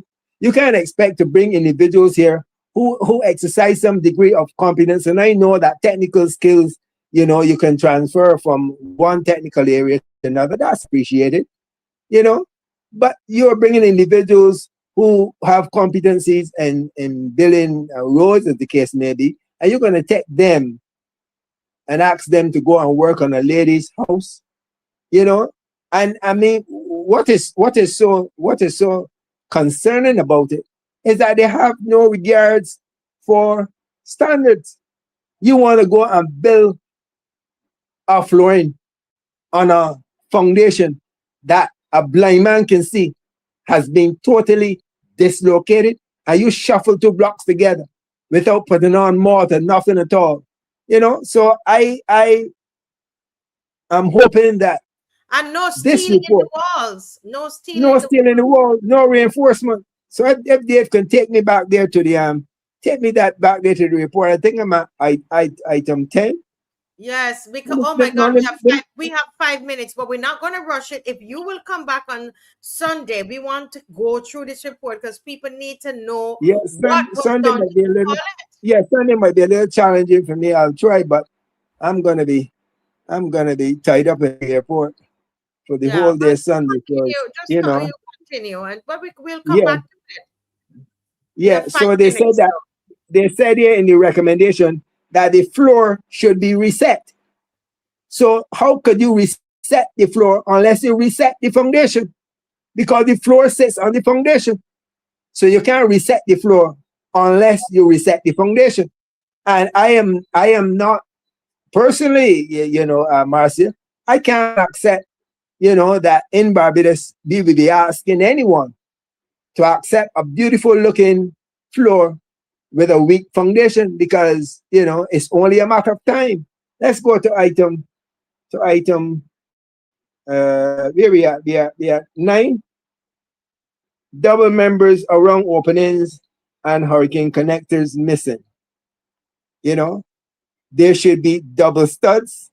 And this is now we're looking at the vertical coming off the floor, coming off the floor. There should be double studs and horizontal members around openings, meaning the windows and the doors, as the case may be. Timber frames members should be connected with a hurricane connectors to reduce the risk of them separating during hurricanes. So in terms of hurricane straps, in terms of brackets for hurricanes, none of those things were used.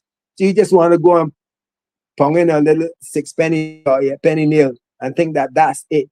It appears pictorially satisfactory, but structurally and mechanically, it's weak. So all this engineer is saying that there should be double members, that meaning studs, the verticals around openings such as windows and doors, and these should be reinforced by hurricane connectors.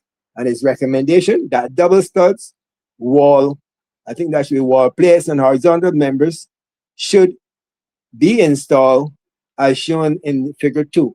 Hurricane connectors should also be installed. Let's go on to the next item. How many more items we have there? Scroll it back now for me there. I think we're going to 14. How we shaping there, Marcia, in terms of time? We are 10 now. We have four more. Yeah, we have 2 minutes, but don't rush it. I believe that we need to do justice to this. I know we had some technical challenges, but I still put another 10 minutes on, you know. But I have the other person there waiting, so we kind of have to tie this up now, Mr. Lewis. But I think that this is something that we must stay with it, because we need to open the eyes of Barbadians for them to see what was really done. This is an independent person. This is not her family, right? Right. Yeah. So what I will do, you know, I will have to pull my system down. I think I should be able to get a laptop for the next occasion, because as I said, I'm using my cell phone now. You know, we have though to liaison with the ministry, because the individuals who are working, the Chinese who are working in the Scotland district area, they've been brought here by the government of Barbados, and they are associated with a particular government ministry. So I am very much of the opinion that all the viewers, and you know, whether here in Barbados or overseas as the case may be, that we are very clear that the work that was done on that job is very consistent with the claims of Paulette Graves, and that the standard of work that was, or the poor standard of work that has been echoed thus far in this report, it is clearly seen that it is poor workmanship. And I concur with all the sentiments echoed by Miss Paulette Graves. She is very much on track, and it has been clearly substantiated by our reporter, Dr. Grenville Phillips. So I want to return at some point in time to go through the next 4 items, but clearly what we can see that his observation, his analysis is consistently showing poor workmanship, poor workmanship. It was obvious by me, it was obvious by Dr. Grenville Phillips, and the report of which I'll be encouraging them to use to send on to the relevant ministry for them to see it, have a copy of it, and we will see where they go from there. There are other factors that I do believe they should be made aware of. I am in touch with the entire family. Of course, this is a matter that is to some extent affecting all of them, not only Paulette Graves, but the daughter and the sons, that they are very concerned as to where they're going relative to this. So I will offer whatever support I can on my side, and I'm certain that the Marcia Weekes fraternity would also be supporting as we go forward in this matter. Yes, most definitely. Once, whatever way that we can support, we're ready to protest, as I said, publicly. But we will take the lead from the family, and we will wait when they are ready. But I think that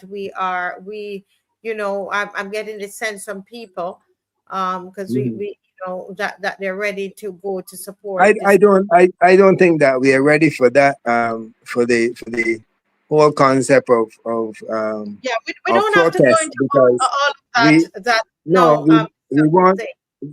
We want to communicate with the relevant ministries first, and I'll give them the opportunity to respond. And if there's any lawyer out there who is willing to step in and offer some pro bono service to the family, we will very much welcome that. Yes. Well, we will, as I said, we take the lead from the family, what the family wants, but we're there to bring that support. Well, Mr. Lewis, this is where, and so we will discuss more of that you started talking about, the different ministries and the lawyers and so on. We'll be able to get into that a little more the next time that you're on. We are now still, like, we're having challenges with our guest at this moment as well. So, oh my goodness, this is, all right. Thank you so much, Mr. Lewis. I think he's trying to get on. Thank you so much. And we continue. Let Paulette know that we'll continue. We're continuing to support her, and we will take the next step we will take from them. All right. Thank you so much. Yeah. All right. Take care. Yes. Okay. Bye-bye. All right, guys, we're supposed to be having Mr. Dwayne Grazette. It's supposed to be joining us. And for some reason, he's not connecting. I don't know, Dave. Dave, can you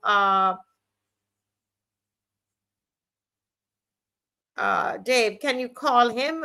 Look, the number is there, and you see the message he's getting. I can't deal with it at this moment. So I don't know if we want to hear Mr. Grazette.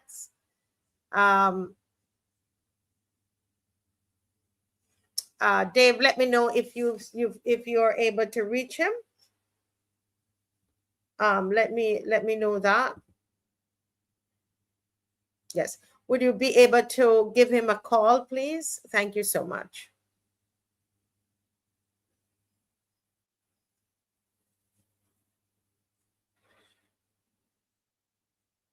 Dwayne, if you can hear us and you can connect, go out and come back in and connect your devices. Dave, do you have an ad for Walk Holy you can play? Or something for Walk Holy, and let me, so that I can try to speak with Mr. Grazette.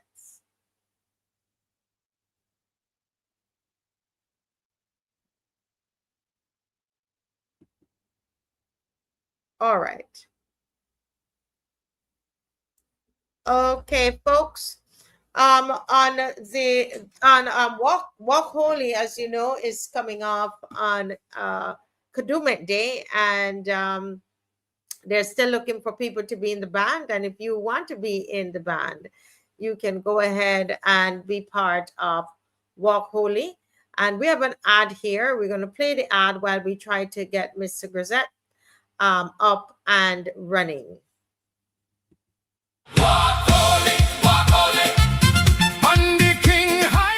Walk Holy 2026 celebrates this unique island, Barbados, and her history. Every step we pray. Whoopity, whoopity, whoopity, la la la, and praise Jah. Is asking her to return to her place of rightful righteousness. Join Walk Holy if you too believe that Barbados needs to return to the godliness and righteousness that allowed her to punch above her weight. Call or WhatsApp us at 246-245-0396 or 246-236-7000. If you're coming in from over and away, drop us a note so we can make provisions for you. Bring your best contributions and come.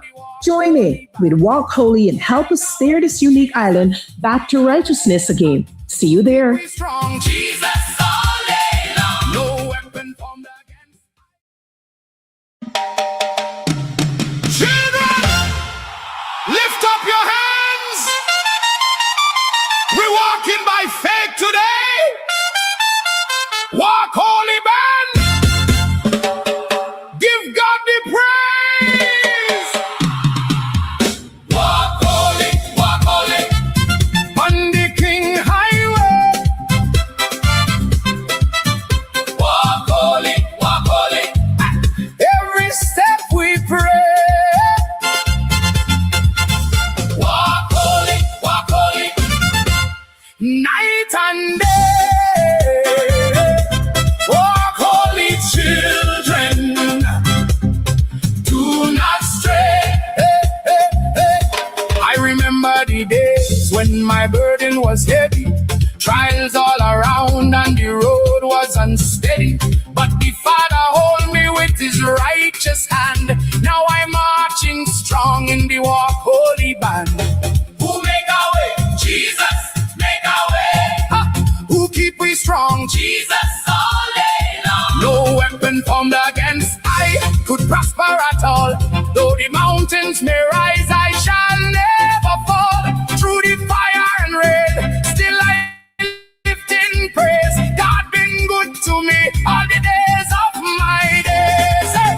Walk holy, hey! On the King Highway. Walk holy, walk holy.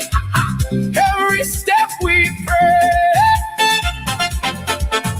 Walk holy, walk holy. Night and day. Walk holy children. Do not stray. One more river, one more mountain, one more valley.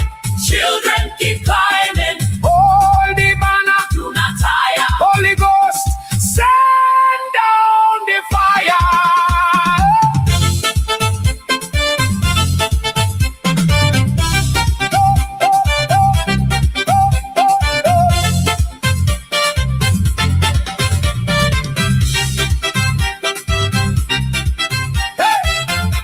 Thankful for mercy, thankful for grace, thankful the Lord still keeping this place.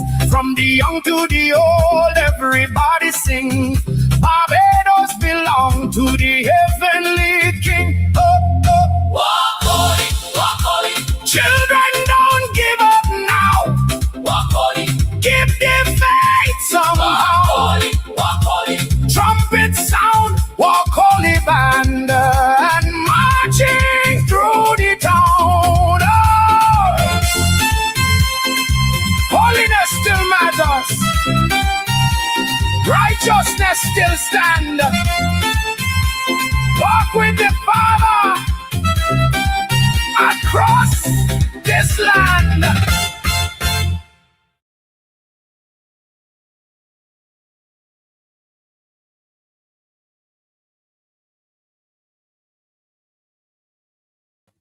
Walk Holy, the Walk Holy band, and of course, the Walk Holy band is looking for people who are going to come out to worship with them on the road on Kadooment Day. Well, we have, I believe, I had told Mr. Lewis to come back, but now it seems like we have Mr. Lewis. We have Mr. Grazette is here, so let me see if we can hear him. I really hope so. Good night, Dwayne. Can you hear me? Okay, I can see you, but we can't hear you. Can you hear me?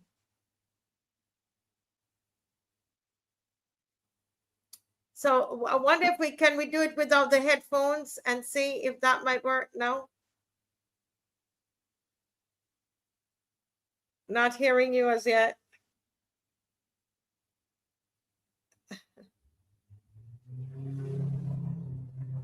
Good night.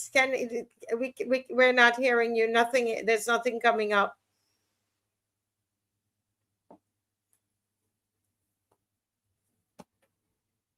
Nothing as yet. In the meantime, guys, everybody like and share. You're here. You're right. You're on another device. Have you tried your phone yet?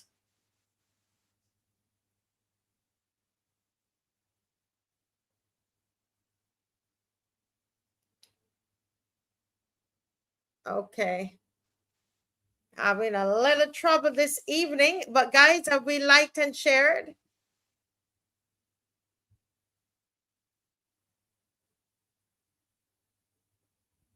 Okay, while Dwayne is working on that, is there anything else you wanted to say, Mr. Lewis? While Dwayne is working specifically to do with what you were speaking of before. Well, I still want to continue to focus on the report, because this in actual fact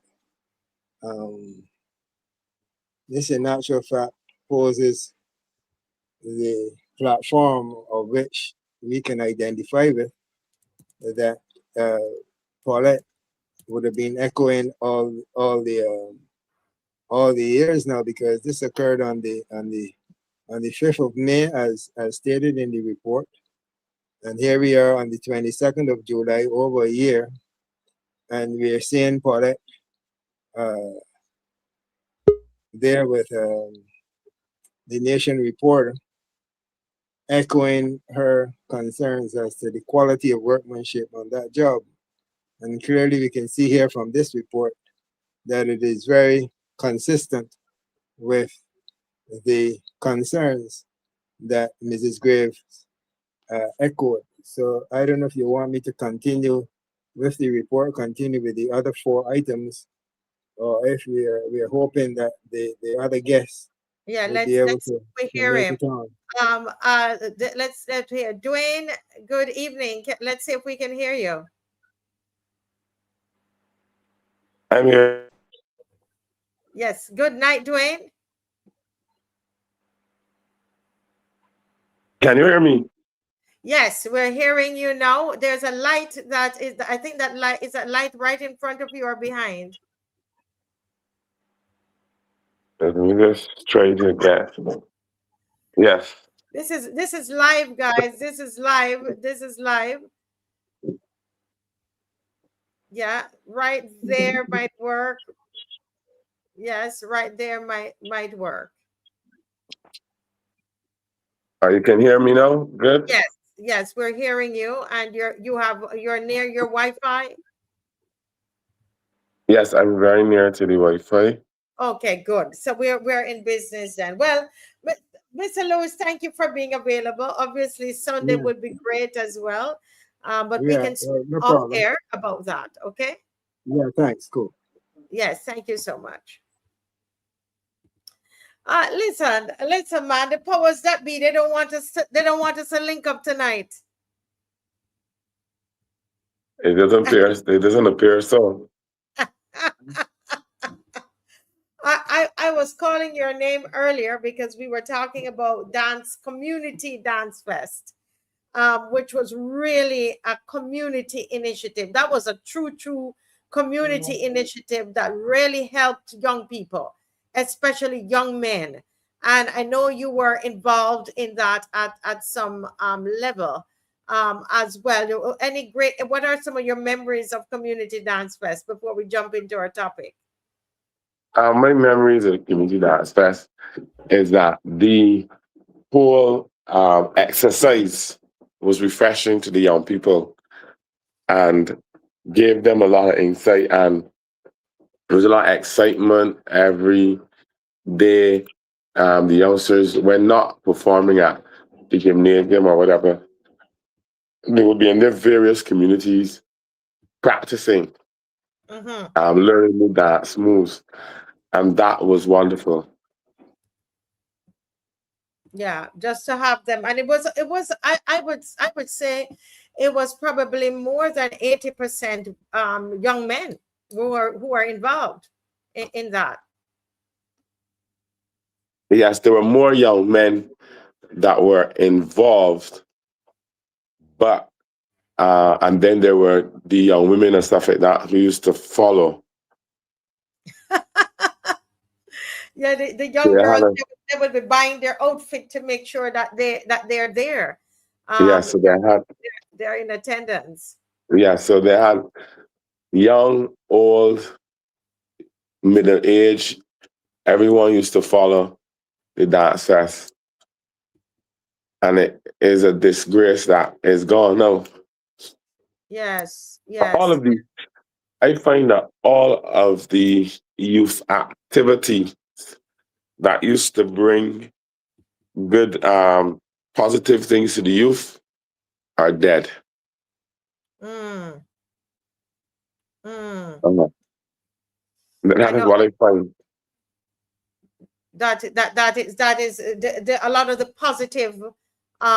positive programs. And Uh, activities mm, are done. And that's a sad thing. and why do you think that is so?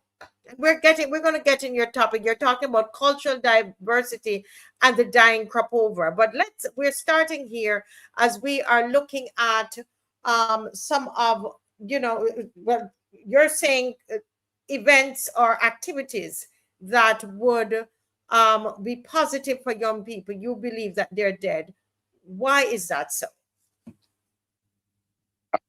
I'm not sure. I believe that everything that, when people don't get the way on stuff and they're not the ones that create it, because believe it or not, Barbados is a society, is a class society, I believe. Mm-hmm. And it is from who you are, who you're related to, who's your family, whose circles you're in, that your talent is shown. Mm-hmm. And from the time this body do this, who's that body that they could be so involved in this, and who is that body that he father or he mother in the top notch. And that is what pleased me with this Barbados society. Mm-hmm. Mm-hmm. Mm-hmm. So that's why And a lot of young people see. That is why a lot of the young people see um, rewards in involving themselves in criminal activity, because then they get to shine. They get to be in the paper. They get to be on the news. And that's what, and they get to be bigger amongst the peers, because they mm-hmm. hear man get his stripes because he killed 3 men. So he got 3 Oh, murders on his belt. That is what happens in this Barbados society. And it's yeah, sad. yeah, yeah. You know, you have worked in music production, Dwayne, for years. Artist direction, that's how I met you. Your bio says, you've done stage management. I don't know that part of you. Artist management, I know you've done that for many years. People don't realize that you have been involved a lot in the business aspect of not just crop over, but of events and production and all of that. From your perspective, how would you describe the current state of crop over? As I said before, it's like it's dying. I heard you said about stage management, and you didn't know that I was involved in stage management. Actually, Marcia, when I was 14, 15 years old, I was stage manager in the Untouchables Calypso tent through Really? Matt Fingal. Yes. And that's where I started. Because from the time I was young, I knew that I wanted to be involved in the arts. At first, I went in junior minor. I couldn't sing, so I didn't get into the finals. I only did the preliminaries, and I wanted to be in the arts. So I then, tried to find my niche in the industry. And when I was 14, 15 years old, I used to walk to Queen's Park. I used to be at all the different events when I had a Congolese festival. And then sometimes somebody don't want to drop me home. So I used to have to wait till the morning to catch the 5 o'clock bus. Or you have to walk to eat a lunch.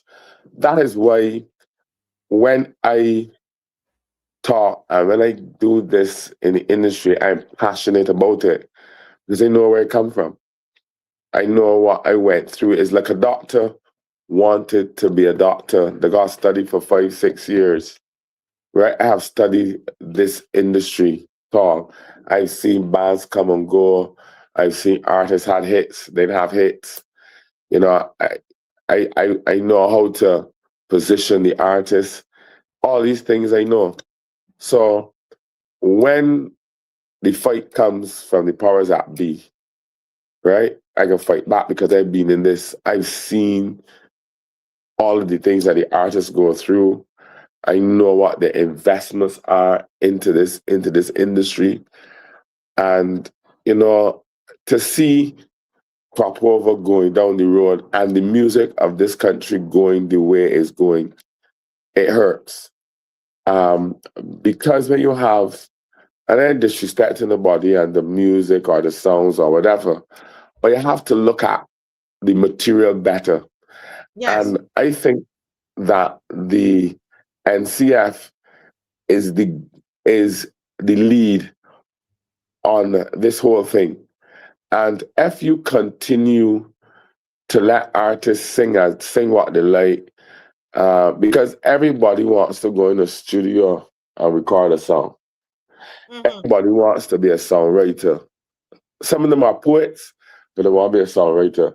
Some of them are talkers, but they want to be a songwriter, right? They want to be a singer. A man can talk a whole song, and people are going to be put in front of the stage jumping up because the lyrics that he's doing is popular. We always want to do what is popular, but not what is right. And if the music that's is interesting. going, You said we will always want to do what is popular, but not what is right. Yes, we always want to do what is popular, but not is right. And we can do what is right and make it popular. Right? And it hurts to see I always cry about this for the whole season. I hear a woman come and singing, "Hold on right there for me." Right? First thing I see the music video, I thought it was a porn video. Right? And You thought it was a what kind of video? A porn video. A porn. Oh, so she this. So okay. So let's hold a minute. So there is an artist, a competitor in the festival, right? And she put out a video for her song, but you thought it was a porn video. Yes, but I mean the seductive things in this video, how she behaving, and and even when I look at the video and listen to the lyrics, it's not correlating either. Right? And those are the things that have me beat bad. Right? And that we don't have anybody that can say to these people, look, you see this song ain't going nowhere from Barbados. Let me take the same energy. We get somebody that can write the lyrics properly, work on the music, put something good. Even if you can't sing, because you don't have to be the most beautiful singer. Right. It's not about that. But let me guide it. And then if you don't put out things that proper, do not entertain these people. Because you selling this thing, because I hear 2 people already saying to me, right? Next year you come in and singing a song too. Right? So because when people see that this artist becomes popular from half of the effort, right? Others are going to jump on that wave. Yes. Yeah.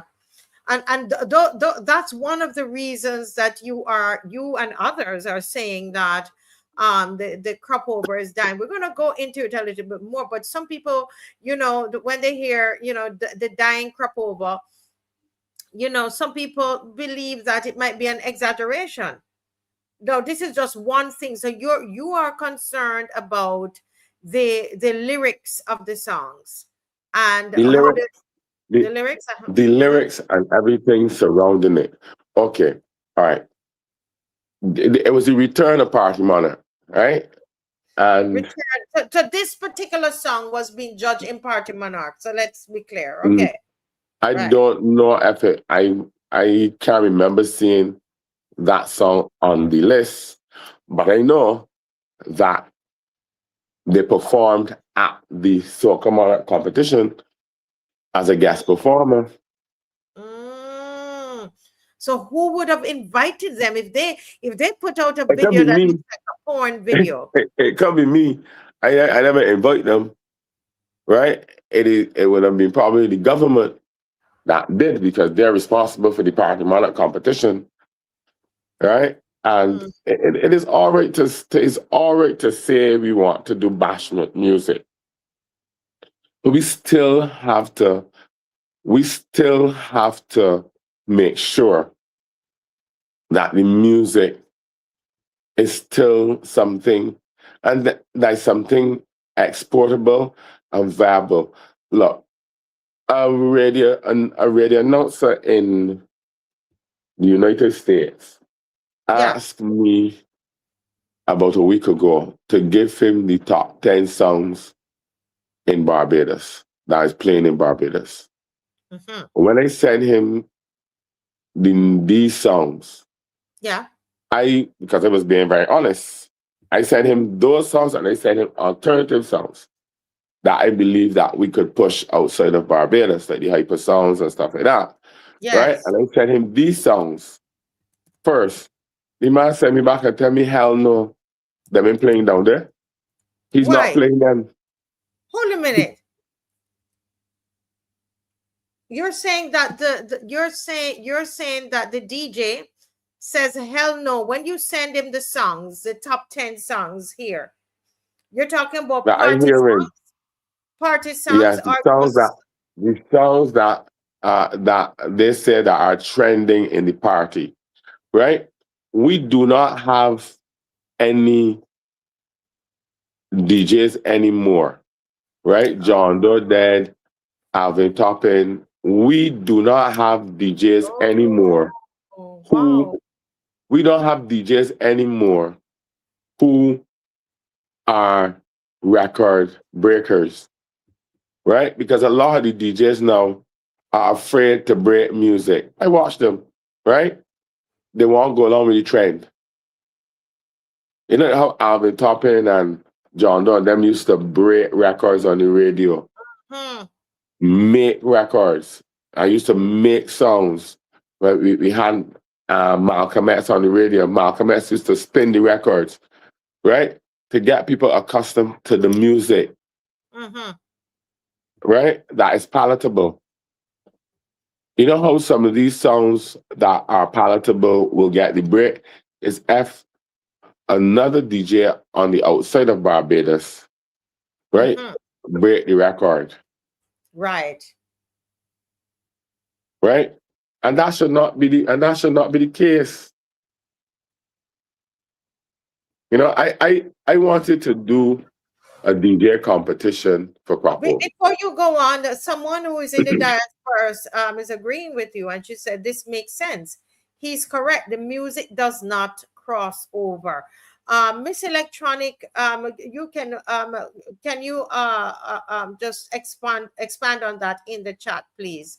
And do you hear any music, Miss Electronic Crazy, that is all, Barbadians are into the party songs, whatever it is that's, popular, that you believe can cross over where you are, because you're in New York? you're in Florida. What do you think can cross over? Have you heard anything? Continue, please, Mr. Grazette. Yes.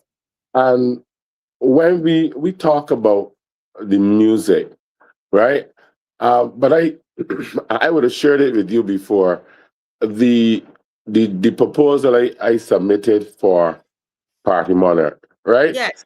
That would have helped done this. That would have helped challenge the music into getting good music out there, right? Because at the end of the day, okay,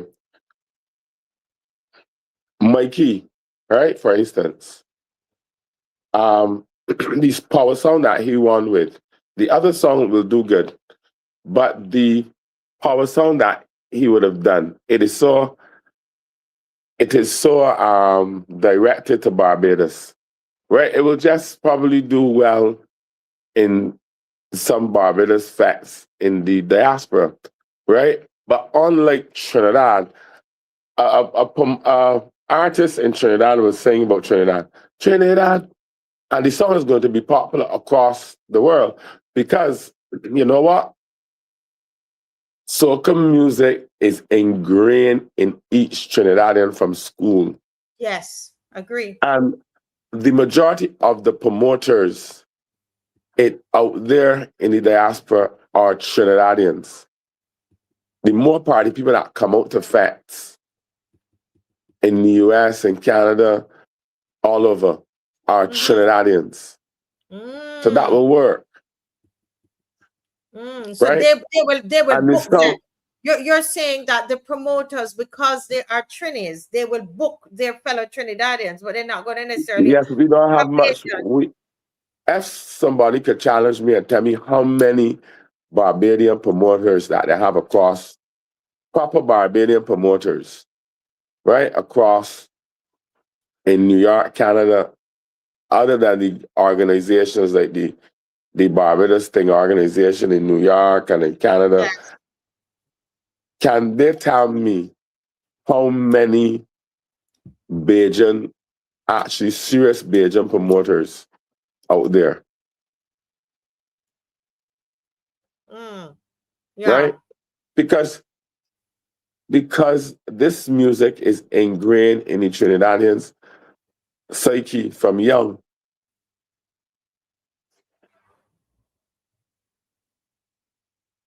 And we need to look at it. That is why when I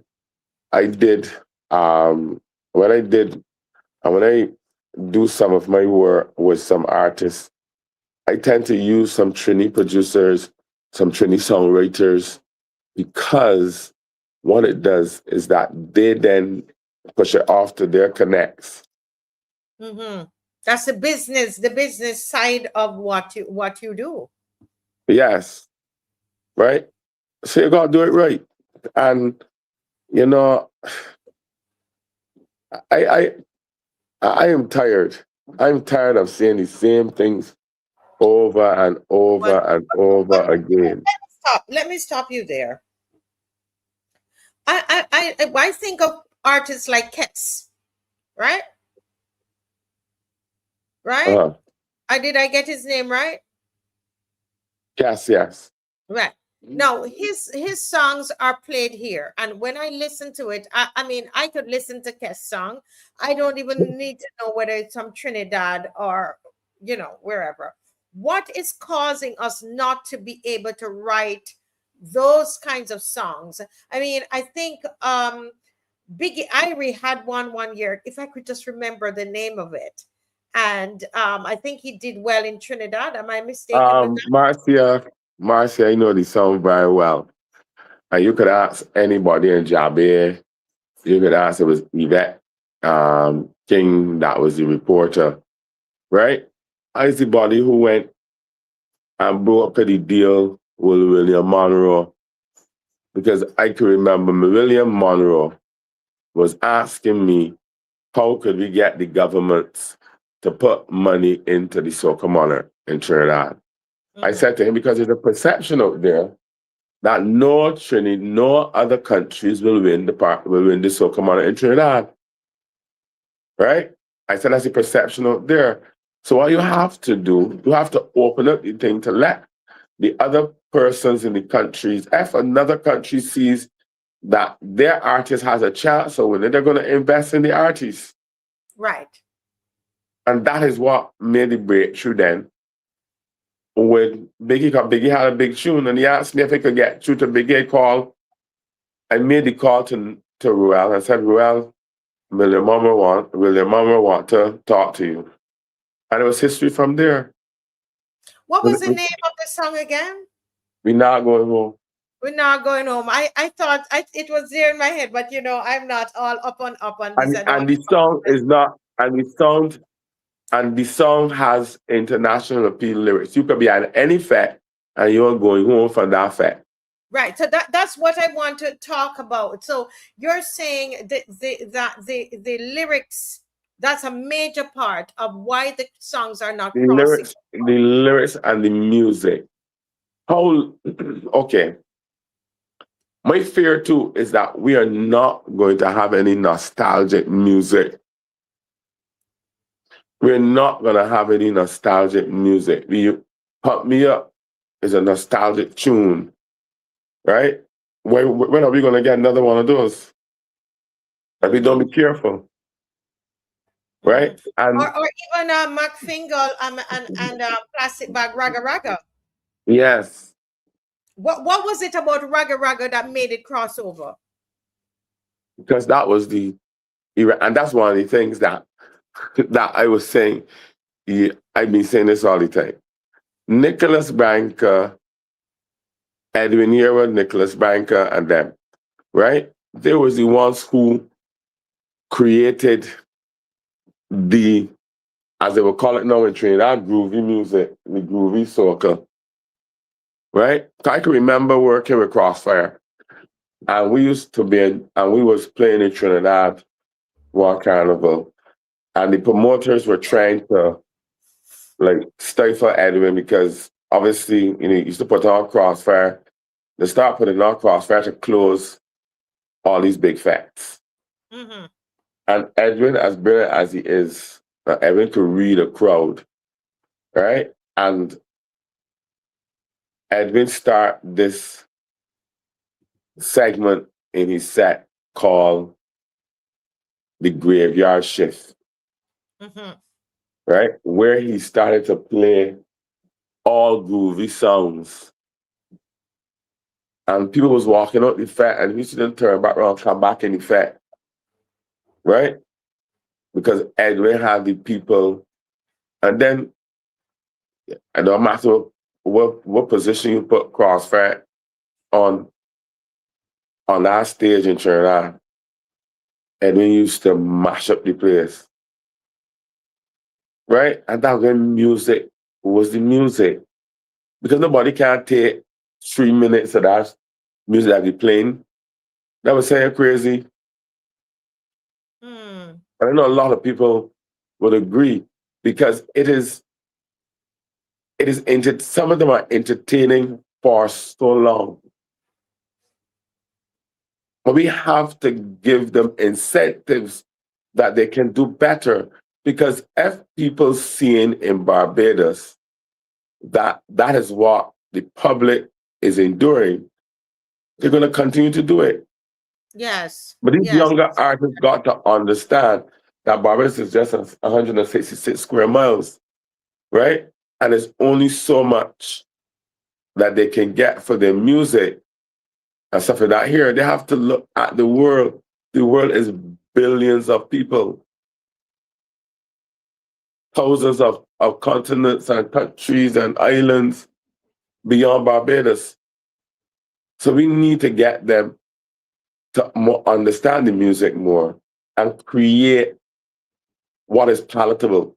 And we also have, and the authorities the promoters, the government, all these people, some producers, right,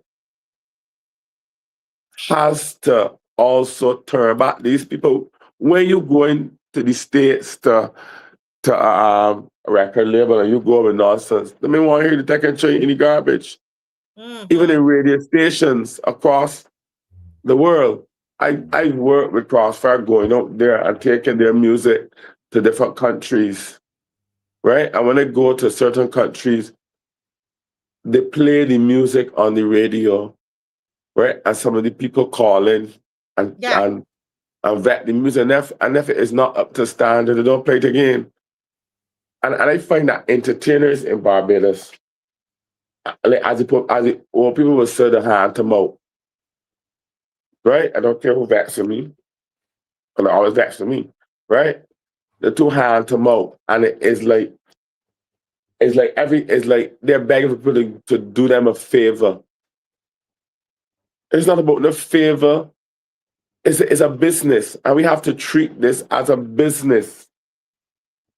It's not about, give the local music a thing. I spend $1,500 for the tune on airplane, and this and the next and the third. You have to do your music, and you have to put things in place. Well, if that was the case, right? And I hear that all the time when it comes to Barbadian music, Barbadian products, and Barbadian services, right? Nobody wants to produce quality for people's money, right? But they always want somebody to give them a break and give them a chance. Mm-hmm. But can I stop you there, Mr. Grazette? Because somebody might hear you talking and say, but so what can you do to improve that? I was going through the proposal. You gave the government a proposal, concerning party monarch, the resurgence of party monarch, right? This, I've reviewed it. It's very well organized, the proposal. It's very commercial minded, because I said at the outset that you have contributed towards the industry, the business in the industry of the arts in Barbados. And this proposal, I've told you that it focused on the rebuilding party monarch, not as a music industry platform, not just a competition, but really as a music industry development platform. And one of the things, what I noted in there, and I called you on it when I read it, you had a whole section in the proposal concerning artist development support.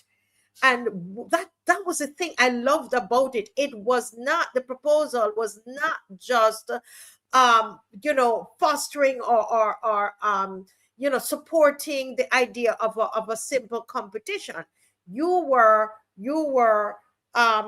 ensuring that there was a music industry development for the artists. So can you how do we fix some of these issues that you are raising here right now concerning the some of the party songs that we're hearing? Because, Marcia, the competition should just not be a competition. It should be something. When an artist in the United States wins a Grammy Award, right? It carries their career to the next level. Mm-hmm. They are able to charge additional money. They are able to do endorsements for products and all these different kind of things, right? And let me just. I want to ask a question here I want to make a comment on something that I saw, right? Yeah. And this person is right. Say Allison, Edwin, right, plastic bag, a few others are flying the Bajan flag with old songs, right? Mm-hmm. Because they have a catalog of good music. So it's on my point, right? Is that when you continue to produce good music, right, you will reap the rewards from it. And going back to what I was saying about the competition, right? The competition is supposed to develop you. It's supposed to get you work outside. It's supposed to get you in concerts and fests and across the world, right? It's not just to just win a crown and to say you got a crown, right? It's to be representing the country. Because when a promoter put you, right, on a show, they should be able to say the soca monarch for Barbados, whatever, this hit song or whatever. So we need to, and that is one of the reasons in the proposal I had, is that we needed to give a prize also to the producer, right? And if you had read the proposal, Yes. from the introduction of the competition, it was supposed to be a lottery thing, right? Where because an artist has got 5 or 6 songs, but as soon as he entered the round song in the competition, right? Because at the end of the day, apart from developmental part of it, you still have to put on a good show. Yes. Right? And, in the proposal, it was like, you could pay a small fee to enter, and if you got 5 songs, enter all 5. Then we create a weekend around that. You come and you audition to people in a room, people, right? You're judged on the song verse and the chorus, right? And then the song that for you that scored the most points, advance. You got a competition with 8 songs. You have a competition with 8 finalists, no semifinals, right? And you got to pick over 200 and something songs, right? You got to pick 8. So you can throw up, right? Wow. I find that we don't sit down and think through what we are doing, right? We don't sit down and think through what we are doing. We just do things because we want to do them. And this is coming from people who does not have a love for the arts. They don't have a love for culture. They're just doing it because they get a paycheck, they got a degree, right? They're not doing it from loving the arts. And that is where the problem comes each and every time. Yeah. I noted that even in the proposal that you have, which we didn't come to talk about the proposal, but we are talking about Party Monarch.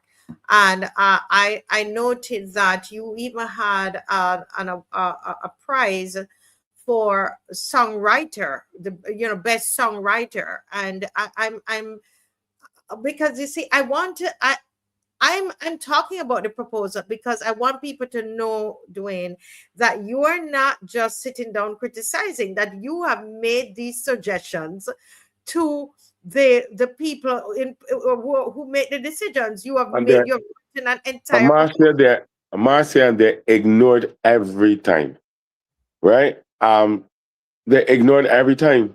But you know what? Somebody will see at some point, and that's one of the reasons why I try to use this forum too as well, so that they may, I don't mind if the teeth piece or the listen to, or I can get other people to say these things and then they implement some of the things, because for me, it's about the industry winning. It's not about Dwayne Grazette, it's about the industry winning. Yeah. So when you had right now they have an award, they give a prize for the best song, and they have from 1 to 10. You are suggesting that they give an award, a producer award, and they give a best song writer award. Why is that important? How would that help the festival? For example, the best songwriter award, how would that help the Party Monarch competition? It will help the Party Monarch because if I write a song for you to enter the Party Monarch, and I see the price is $50,000, $25,000, right? Versus I getting $500 or a piece of your price money, and I'm not recognized as a songwriter, right? I can just write anything. I'm not gonna put my all into it to produce the same thing, right? I mean, and the thing is that I just come up with these ideas, and then what I just do, I just call around the men. When I see the men out, I just put these ideas to the men in the cultural industries and ask them, what do you think about this idea, right? And mom might say, yes, I like it, but so and so and so and so, right? I find that the people who are involved and who make the decisions in the industry, right, does not engage with the makers in the industry. And they only have a few that they socialize with or they got in the corner. That's what you will hear all the time about the shareholders or whatever, right? They need to get out there. And I've been asking and I've been saying this all the time. They need to get out there in the trenches with the people in the industry to understand what they want and how they can make it work. Because you can't just make decisions about a man's livelihood from in an office, not West Terrace, or gossip from people coming to tell you this and tell you that. Yeah. You got to get out there in the trenches of the industry to hear and to see what is thing to make. Look, I want to touch on this topic, right? Like for instance now, right?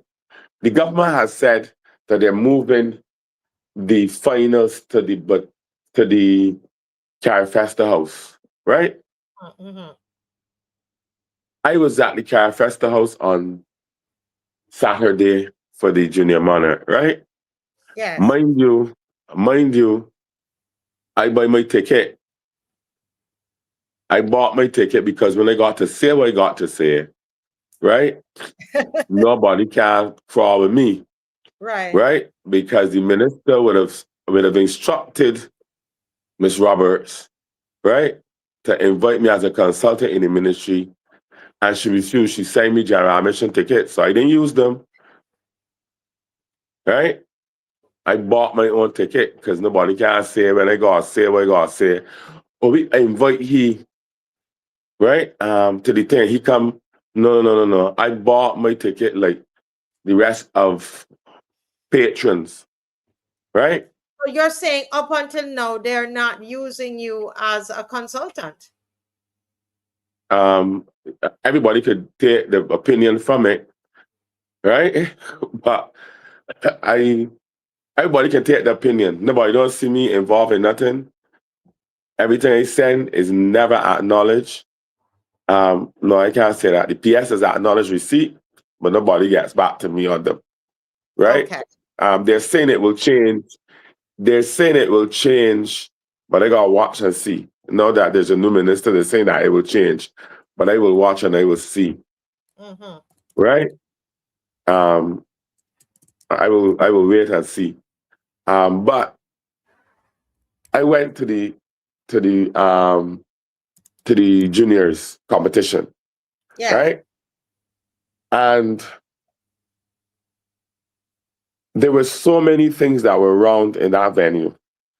But you know, the CEO of the foundation will not know what was wrong, because when they looked around, people were asking for her. She never attended. She didn't attend? I didn't see her once. And I made sure I asked. So you're saying that Carol Roberts did not attend the Junior Monarch? Yes, I don't know. She was sick. I don't know what happened. I don't know. She could be very well sick for all I know, or all you know. But I didn't see her there. But the only way you can know what the people are saying, and the venue has a lot of flaws for a competition. It is all right to do a fat, right? It's all right to do a fat in there.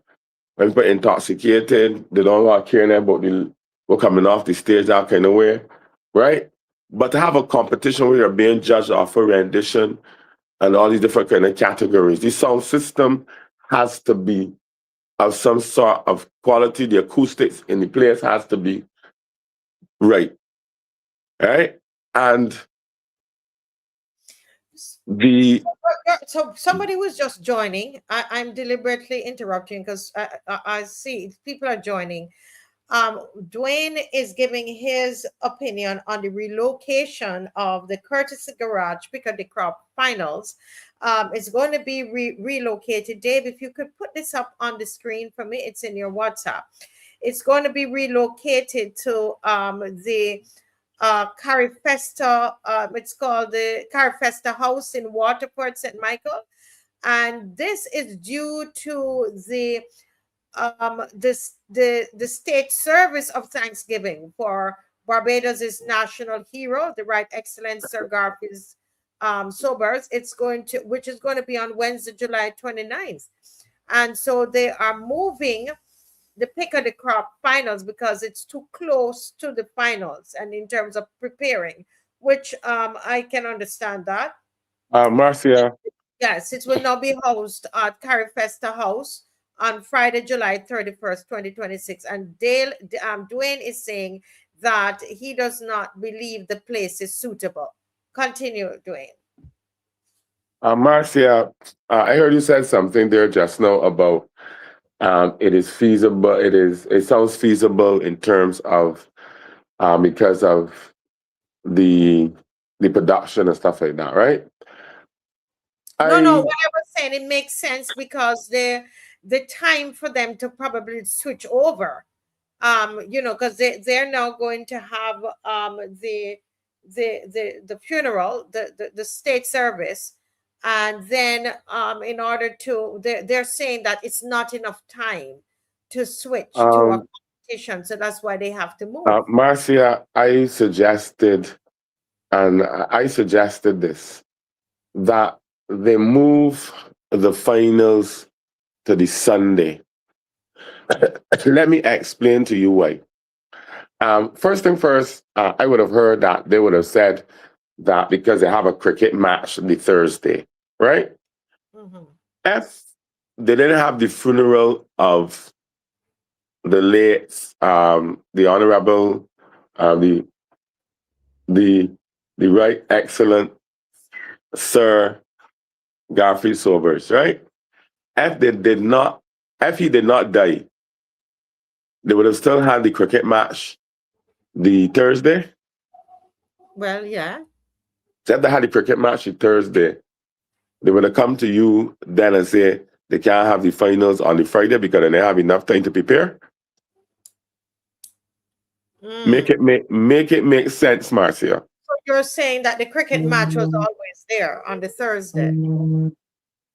Yes. It would have had to be. Right? And my thing is that this is a lot. The finals day was announced since 2025 for the 31st of July. Right?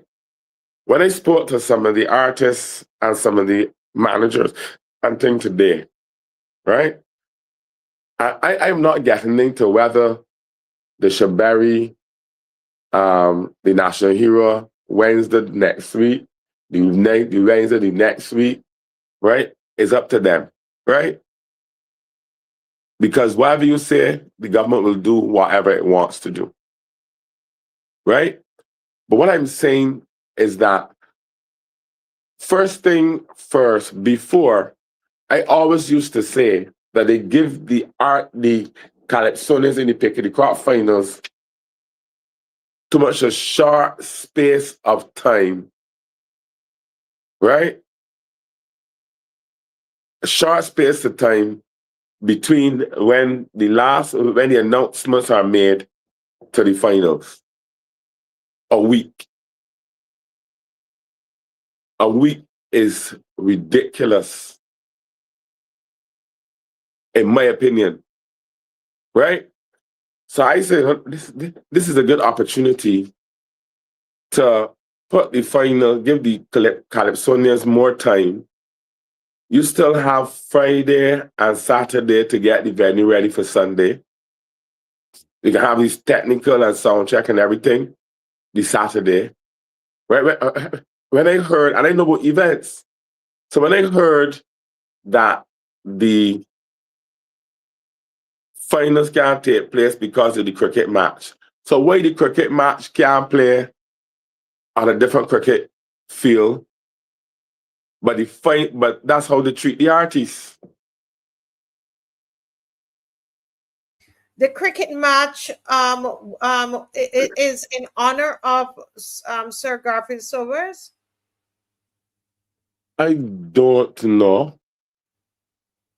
I'm not sure. But even if it was in honor of Sir Garfield Sobers, why you couldn't play the cricket match either the Tuesday, going to the funeral, or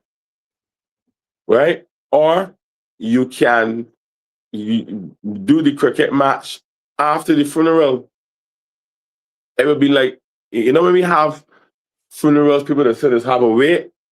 He's a cricketer. So you can have that funeral as a wake. Because the funeral starts at 10 o'clock. And you can have the cricket under the lights too. You're saying to find a way that it can all work together. Yes. So the cricket match can play in the night after the funeral, right? When they go and they do whatever they have to do, you can come back the night for the cricket. People just go to wedding funerals, and then after funerals, they just go by somebody's house or they just go wherever and they have a wake. People just drink alcohol and do whatever they have to do. So you could have done the cricket match. Yeah, it's an idea. Yeah. Right. You see, it's interesting. But you see, you have to do that, you have to think out the box. If somebody's saying that the infrastructure for a cricket match cannot be compared to that of a Calypso finals. But what the point Dwayne is making is that it appears to us that the cricket match was always there on the Thursday. How are you going to get the production ready for Friday? In any case, if you have a cricket match, when would you have gotten it ready? But the question I want to ask is, that I'm not sure if the cricket match was there before. I don't know if the cricket match know that the national hero died. But then somebody had told me today. But there's got that one, the Sir Garfield Sobers cricket tournament, right? That they have that every year, I heard, right? So they have it every year. That means that then when I had to have that schedule for down there at Kensington Oval before he died, or I don't know if it's because he died to bring it up. I don't know what is the thoughts behind it. I don't know how it was planned at first. Someone saying here that it is the Sir Gary Sobers tournament, and there is an overseas team arriving for the final. And it's done every year. Somebody else is saying it's done every year. Thank you for the education on that, viewers. So that means that the public of Barbados yet again has been fooled. Because it's done every year. It's done every year. But now we are hearing about it today, that is the reason why you can't hold the thing, right? And then they're offering refunds for the tickets because of the relocation aspect of it. Man, confusion. So they're offering refund because the space is smaller. Yes, and they would have had tickets sold for stands. Oh my So they got God. the stands They now. So must find a different way to deal with this. you ain't This got is the stands. Some people have stand up. but this is madness. And then the artist cannot elaborate on their presentations. Coming in $100,000, right? So men cannot do the level of presentation that they'll be able to do. Not Kensington Oval.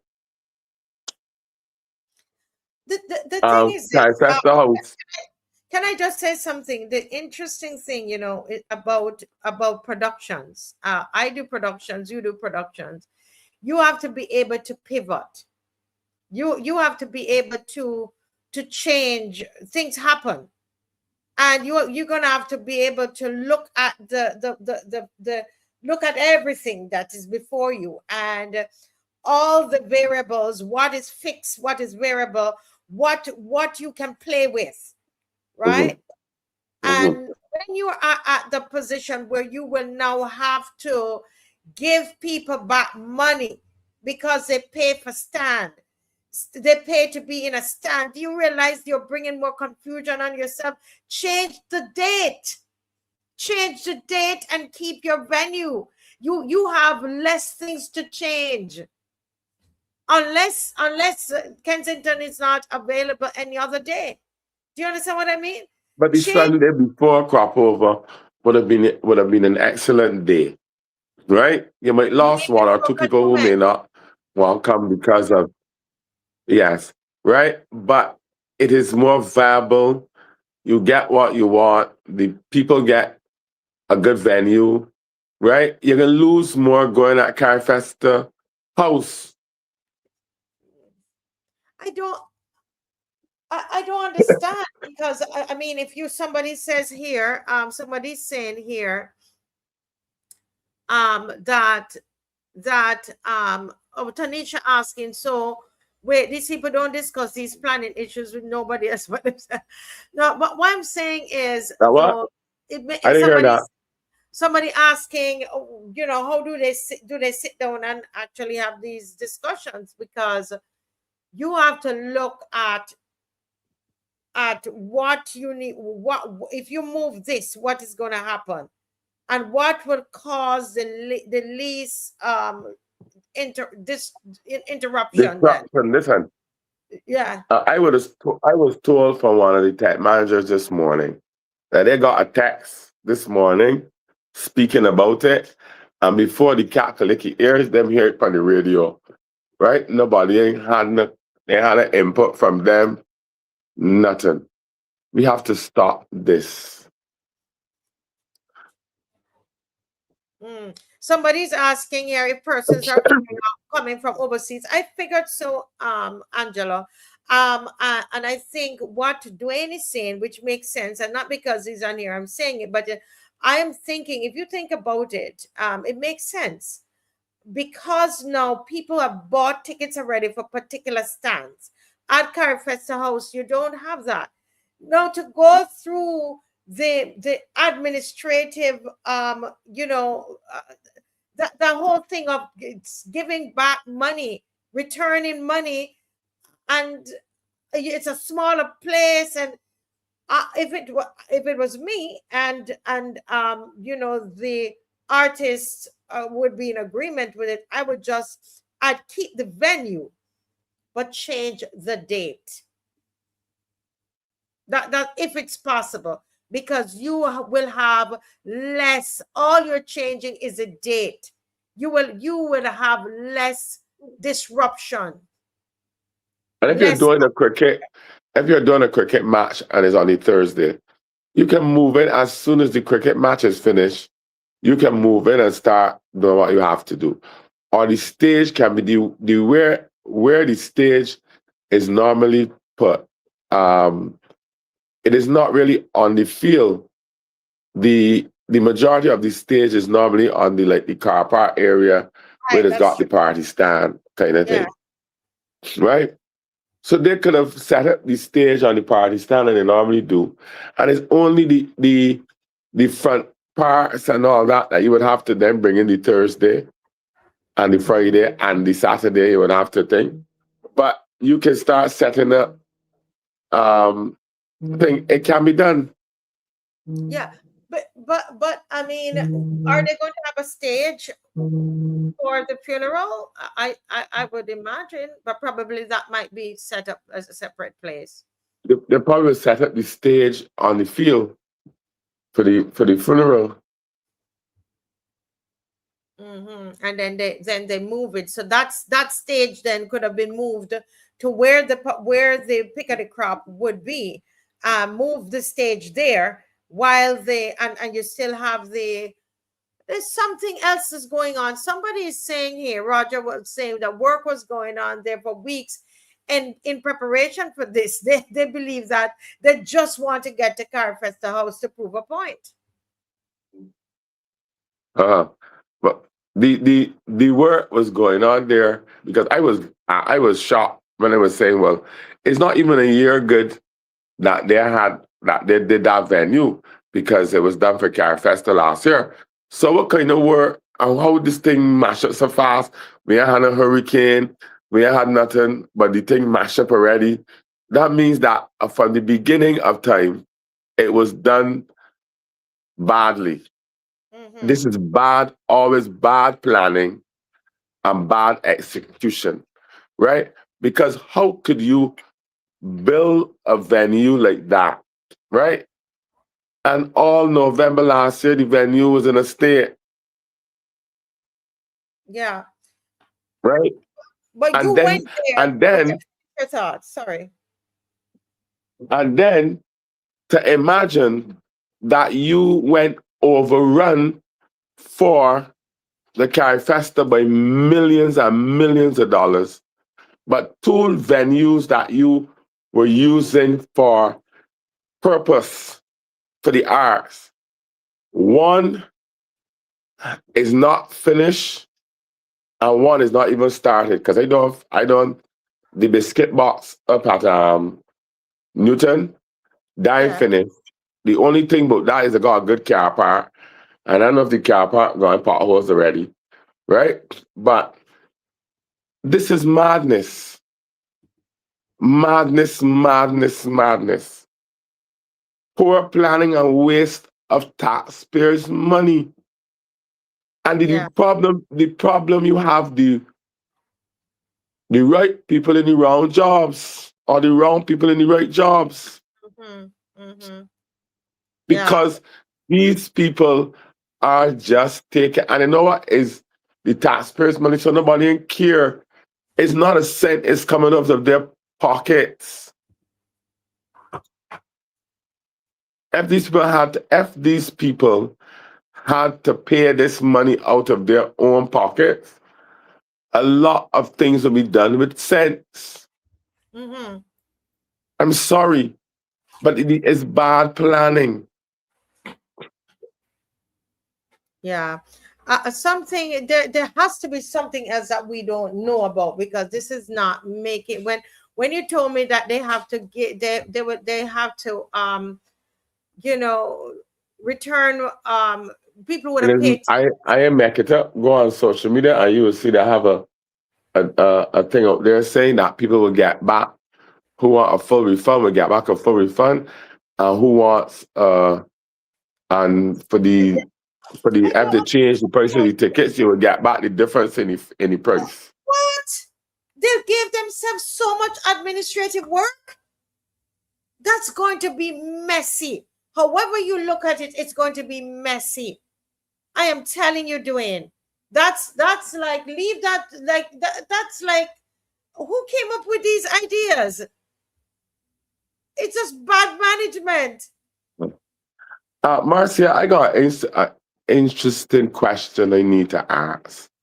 I would like to ask the family of Sagari, the government of Barbados, and the people of Barbados.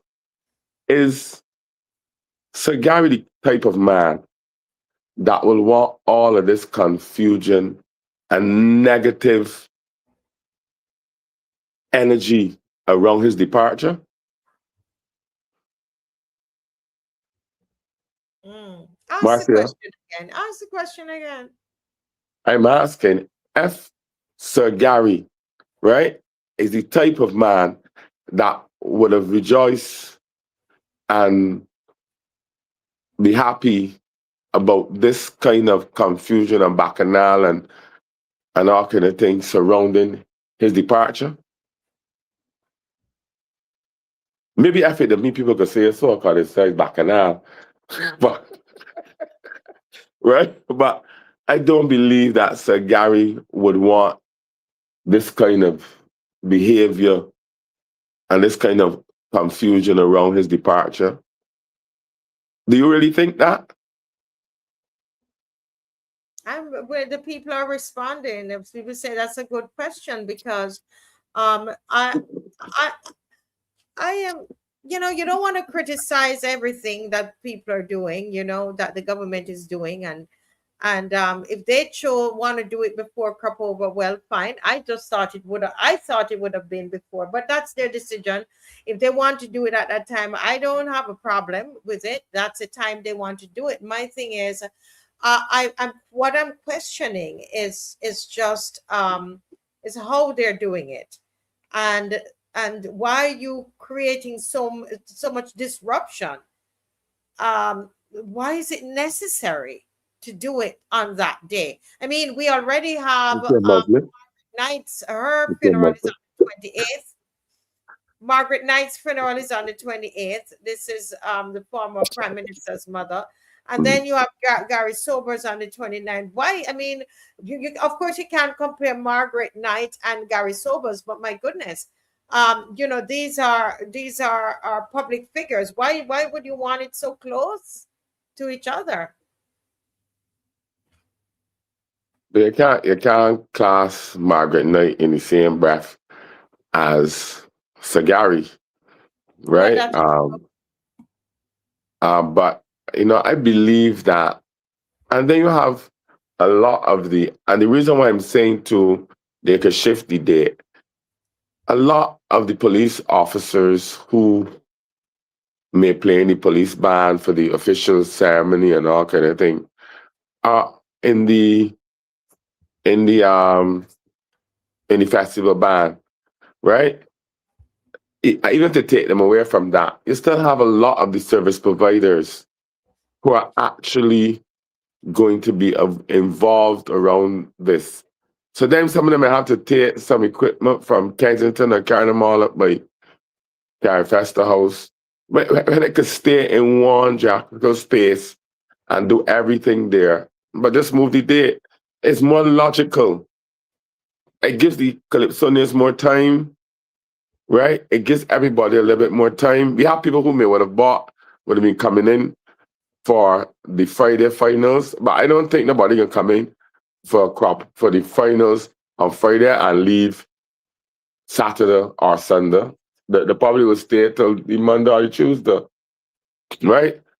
If you might have a one or two. It's not going to be majority of people, right? But there are going to be a lot of people that are going to be disadvantaged, right, by the move to the Carrie Festa House. And I know the venue. I've had event there already. Yeah, you were telling me that you were there, and what were some of we had started there, now we didn't get to finish. You're saying that the venue, the new place venue, hot. The place hot. They had 4 baths. They had 4 chemical toilets. Oh, right? So they don't have any real toilets. It's chemical toilets. Mm-hmm. Yeah. If you in the back, if you get there late or whatever, you're in the back, you can't see nothing. Why so is that? They got elevate you or something. And then I do not think that in there can hold 5,000 people or 10,000 people like the finals have. I don't believe that it can hold an amount of people. And then the acoustics in there is horrible, right? Then people blame it on the sound system, but it's the acoustics, right?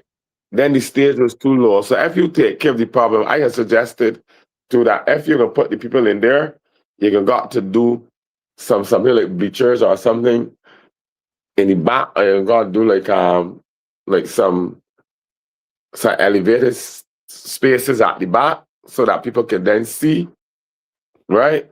But then when you do that, the stage gotta come up too, and when the stage come up, now you can get another problem, and then the artist cannot, and then how big is the stage is going to be, right?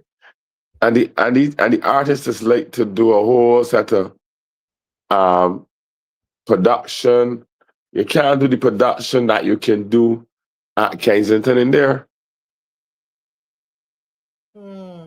Wow. This is just so. Let me ask you though. So why last year I thought that Carol did the CEO of the NCF, Miss Carol Roberts, did an excellent job in getting the other space. Remember, there was another space. I can't all these names now. I can't remember all the names. It was that the Richard Stout. Is it Richard Stout thing? The Richard Stout. I see they're doing some work out there. They got some big metal things and all kind of thing out there. So I don't know. But then she said that will not be ready. But how much was spent last year to get it ready for last year? But that was last year money. This year is a different set of money. There's so much. There was a song and dance that was done for last year, right? I want you to know, and I have promised myself not to be controversial. I promised myself not to cuss nobody because I am not about that. Right. But at the end of the day, right, as I keep telling people all the time, that because Bajans just listen, they don't think, right? Nor they don't analyze things. They're always just put with something for them to swallow, right? And that is not good. And that is why I will be who I am, right? I don't like deceit. And I'm tricking the body, right? And I do not like how Barbadians are being fooled all the time. Tell the people the truth.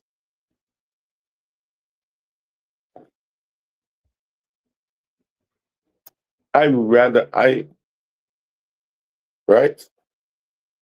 So basically, it's always some kind of different story, and it's all about PR. This government is a PR mechanism, right? And it's all about PR.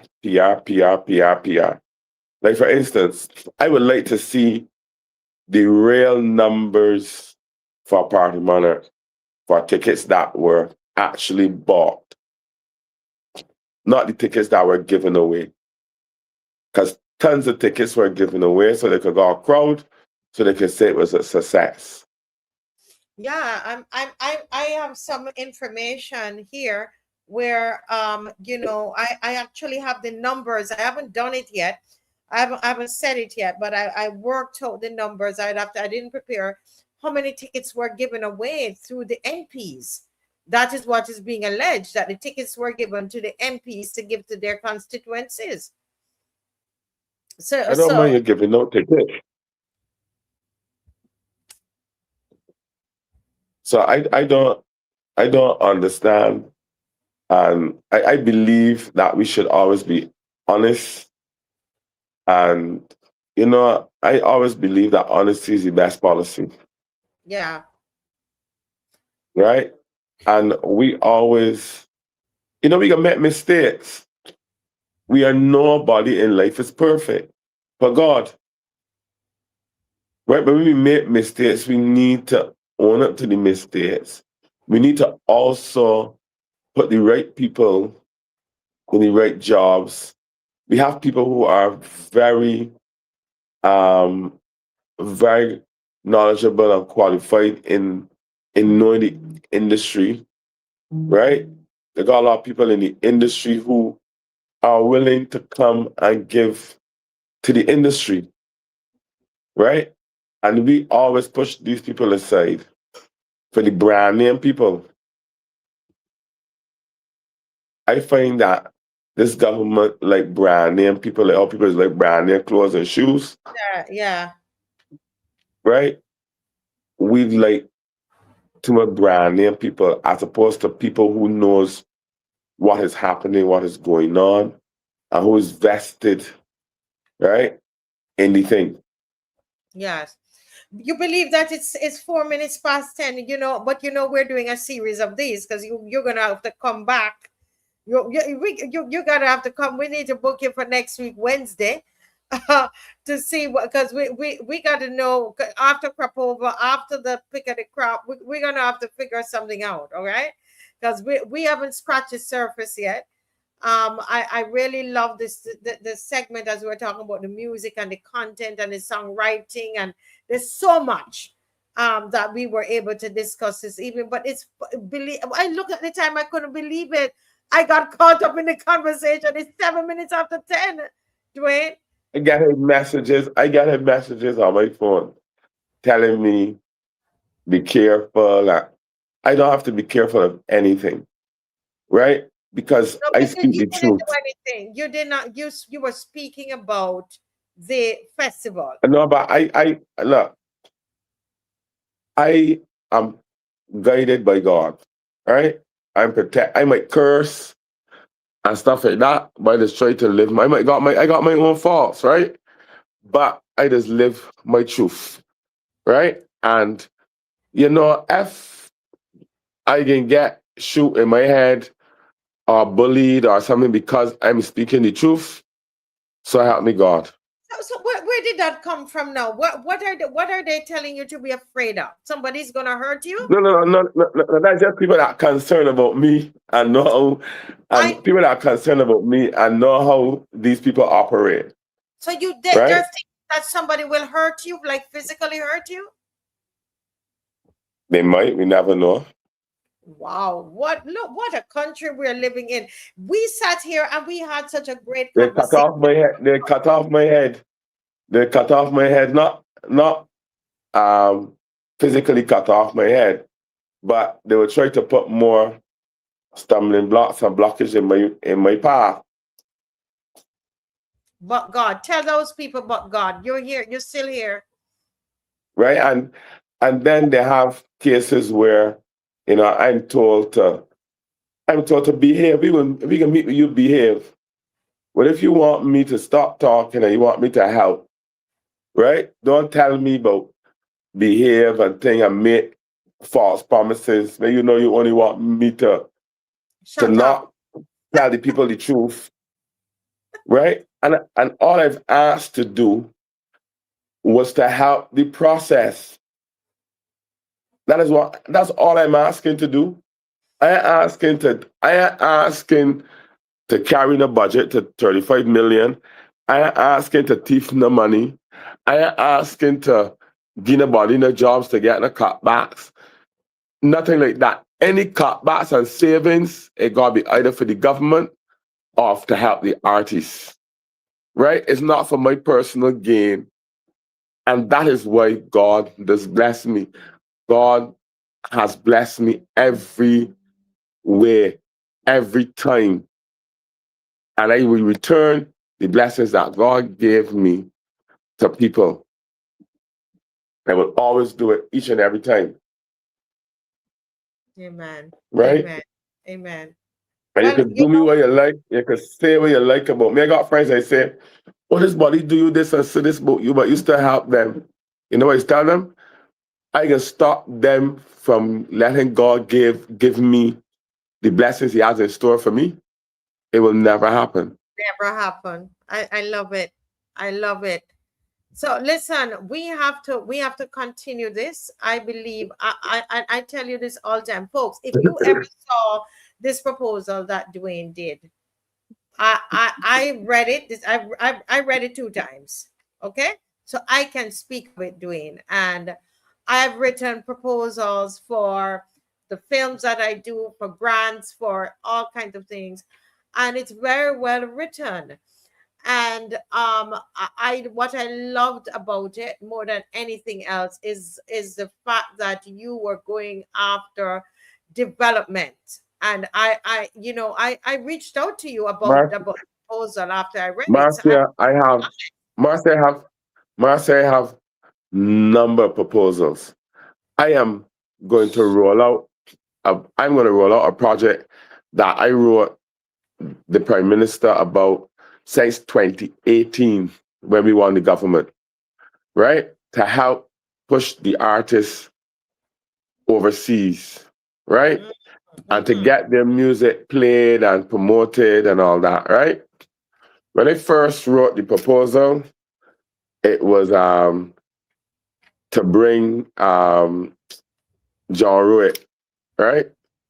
Watch the dynamics. John Ruick got something similar, right? When you looked at John Ruick's proposal or John Ruick's idea, it was just the choice states in the US, right? The project I have is for down in all of the Caribbean countries, building the artists, right? Building their music, right? Then for them to return when the different countries have their carnival, right? The Prime Minister then said, oh, let Dwayne do two of them under the former minister. She never looked back at me. And I have the documents to prove it, the emails to prove it, right? Because you know these people is, well, I'm not come and make you look like a liar, right? And then they will come and say, oh, he behaved this and he behaved that, right? My behavior is nothing worse than the said Prime Minister, these former Prime Ministers before, ministers discuss you, all kind of people discuss you. I prefer to cuss you, tell you what I have to tell you, and done with that, as opposed to got you in my mind and putting down stumbling blocks in your way or trying to hurt you. Because when you hurt somebody, you can't, when you hurt, I could cuss you, Marcia, and tell you sorry after when I done study, man. She wasn't deserve to get cussed so bad, right? I could then tell, man, Marcia, sorry about that, or whatever. But when they go and stop you from feeding your family, and I hurt you, kill you, something, right? All the sorries in the world cannot undo it. Yeah. They cannot. That's worse, yeah. But you know how many good ideas and great proposals are, as they would say, in the graveyard. People die and all of those things are there not done because somebody decided to block somebody else, but I really think that it would have been a great, I love the idea. But by the grace of God, all the different proposals that I have, I'm going to try to do them myself. I'm going to try, even if they don't come off in the grand old way, they're going to build, and it will build, and it will build. And the people who believe in these ideas, they will come forward and they will think. Because they started to talk to promoters, right? And to try to get it done, right? But I ain't gonna tell them all of my ideas because they're gonna try to go around and do it, but then they ain't gonna come off the same way. Right. They usually, yeah. Usually.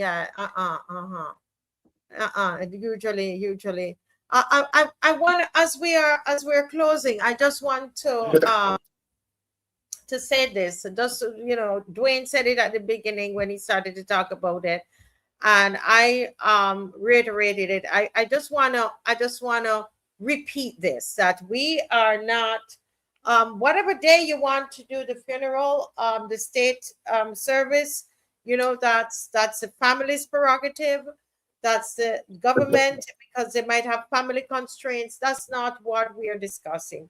What we're discussing, it's the NCF or the Ministry of Culture, their decision in how they've handled the Pick of the Crop finals. It just looks very childlike. Then I'm losing my words here, but it's not. Dwayne, you can help me out. It's not. It doesn't seem like they really put much thought in it, because there are too many variables. Too many things have to be changed. including refunds of people getting too much confusion. So I give you the final word, Dwayne, before we close. Yes, I just want to say, and as I said before, I ain't come to cuss nobody. I just come to see if we can add some kind of value and some kind of common sense to the thing. And I hope and pray that somebody will listen, right? And because I know everybody in Barbados ain't gonna like me, everybody in the world can't like me, or they ain't gonna like Marcia, or they ain't gonna like whatever, right? That's everybody's preference, right? But I want people to do what is right, right? And what is right might not be popular at the time, right? But it is right. And, you know, we need, as a country, to embrace our culture, right? And to do the things that will help propel the industry. That's what we need to do. And we need to start bringing this personal thing into what we're doing.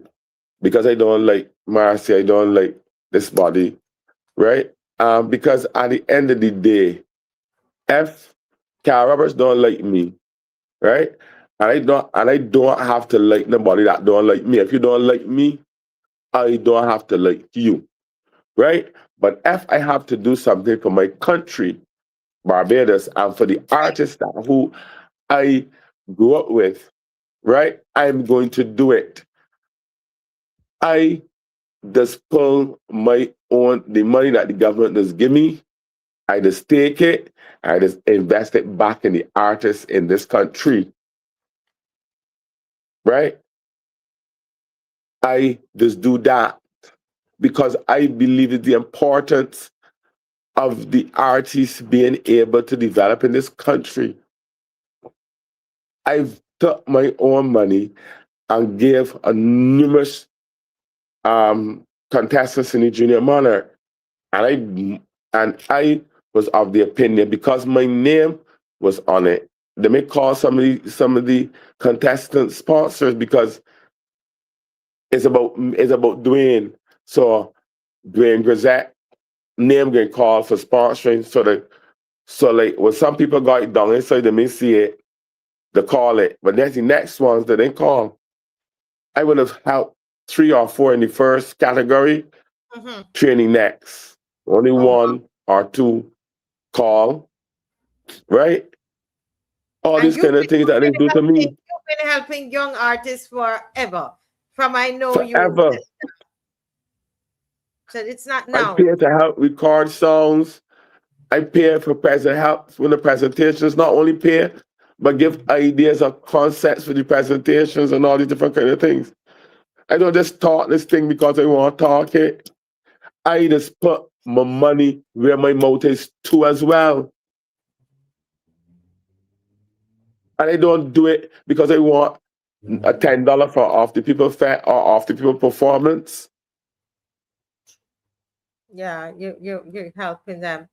Well, Dwayne, when are we going to do this again? You don't have to tell me on air. We can think about it, and but we believe. As you know, Marcia, as you know, it take me a very long time before I could come back on the show. I know. You used to call me, I would say I come in, and then because I just got again a mood and a passion, yes, to speak about these things, because I just not. Anybody knows me, I'm not a public speaker. I'd be very doubtful of myself. I don't have no self-confidence in terms of I can speak the best. Dwayne, get out of here. Right? Dwayne, get out of here. So I just don't like the law public thing, but because then I'd be wondering if this body like what I say, or this body cussing me. Right. You know, because it's a custom, because I have to. From the time I was small, I got to fight for everything I want or everything I achieve. Nobody gives me nothing. Nobody opens no doors for me. The only person and the few persons that would have done anything for me and see my true potential and give me opportunity was Edwin Yearwood. And that is why I always indebted to everybody. I don't care what nobody say or do. Edwin Yearwood, Mac Fingal, Michael Eargard, right? Lucille Moore, right? Dwight Sutherland, right? People that say me and Martley do stuff for me, but never, because if you, and you can see, I gotta be always proving myself, right? These other people know the work I can do. Know your worth. Yeah, they know your worth. They know my worth.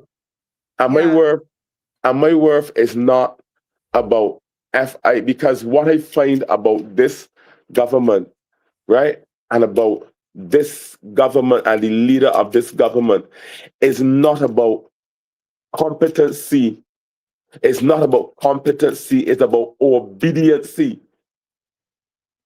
It's not about You it is gotta go not back and about come on. You see how you're right. Oh, you said a couple things tonight, and I didn't write them down. But that one, it's not about competency. It's about obedience. It's about obediency. Wow. It's about who's obedient. Wow, that is deep. That is deep. And listen, oh Lord, now you're turning up an accent and we have to end at 10:22. You drop these things on us. But because that's a fact. But Dwayne, you've got to come back. You've got to come back. Because we barely touch the surface, We did we look at Party Monarch, some aspects of it. We have not gone into it properly yet. We haven't done Cohabla Park. We didn't even touch the Junior Monarch and the flaws in it, the prize monies for them little children, all these different kind of things, I mean, these are, if I had a week, I don't want to be the CEO. I just want to be a part of the planning process and for people to listen, right? There's no way that junior should be getting $3,000 to win a competition as a junior monarch competition. It doesn't give nobody it is not appetizing. It will not. So listen, somebody here is saying that you need to come back, at least in this season here, right? We need to have you back on a regular, right? We need to have you on a regular, just at least two. I would say at least one or two more for the crop over season, because we need to go over. I will need to do a review, I think, but yes, we can do that. But what I'm saying, Marcia, and as I said to you before, I prefer to do this with another person as well, to have a more, I don't want to be just me. Yes. I want it to be. We will by that time. So we'll organize that so that we'll have. No, because you also have to have a compelling view of the whole thing, and it's not just about me. You want to hear other people's yeah. The person who comes to mind is Headley. Do you know? Probably, but we can talk off air about that. Because I know he's in the trenches working with that. But Dwayne, we're going to end tonight, and we already started to plan the next one. But let's have some discussions around this with the view of us improving our crop over. That's what we want to see it improved. We don't want to see that, and that's really what it's all about. But thank you so much, Dwayne. And I would like to thank the rest of Barbados for allowing me to come into your homes and allowing me to speak from my heart and from the passion. I would like to thank you as well. Yes, God bless you. Everybody have a very good night. Yes, same to you. God bless. Yes. Well, tonight, guys, there you have it. I think this is very well, very much needed. is a conversation that we need to have about crop over, about what is happening in our festival. And I really do ask you to, I'm very concerned about the finals. I'm a culture person, and I'm saddened to know that there's confusion around it. I wish there wasn't, but this is where we live right now. This is Barbados right now. So we have confusion. But say a prayer. Also pray for Guyana. Guyana has a lot going on. They're finding more and more bodies. They're being pulled out the water. And please be in prayer for Guyana. Okay. God bless you all. Have a great night, and I will see you again on. I don't see you on Friday, but you're going to hear from me. And more than likely, I will have to come on to talk to you about Tony the Tiger and exactly what we're doing with that cleanup. So you're going to hear from me again. All right. God bless you. Have a good night.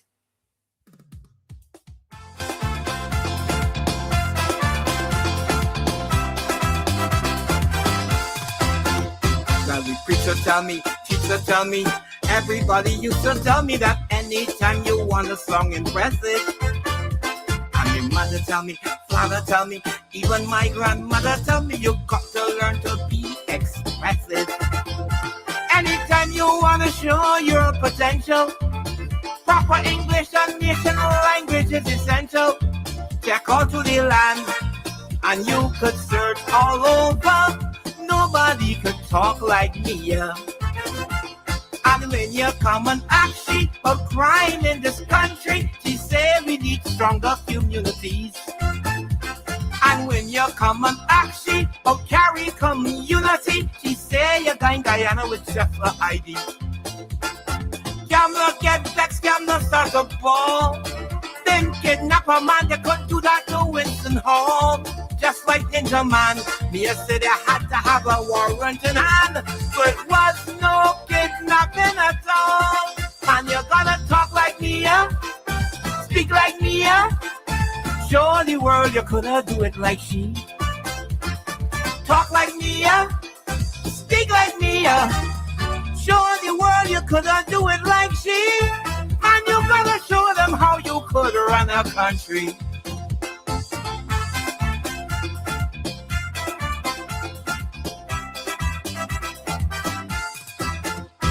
I heard Tom Adams, Reese John, Ransford Pitt, and David Thompson talking politics back in the day.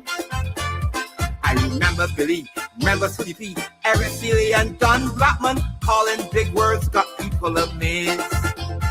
I remember Tudor with his Oxford accent, Dean Harron Pitchlow on the radio so eloquent. But that was the past, but now today and future, the queen of speeches is now me. And when you come and ask she about prices, about her killing me, she say she got to give me compensation. And when you come and tell she we need sporting facilities, she say we soon gonna get a new stadium. And they say she is the savior of Barbados, made us perform miracles just like Jesus, cause she got the head and she got the ability, cause she raised from the dead. Chris and Lashley, talk like me, speak like me, show the world you coulda do it like she. Talk like me, speak like me, I don't feel that she a Camlet green, but me I can show them how you could run a country.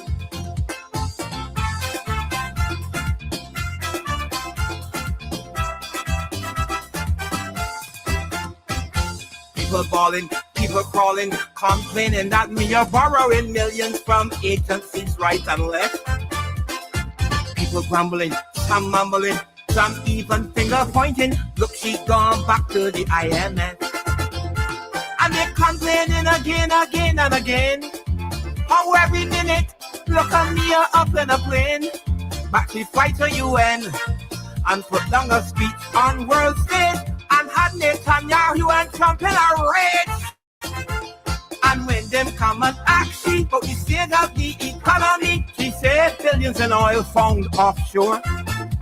And when them come and ask she about the opposition party, she said no more rocks crossing the floor. And the gangster they had it winning St. Lucie. And me a pull another miracle in this country. Cause she went by corner a wrong election time, and she turned brown water into wine.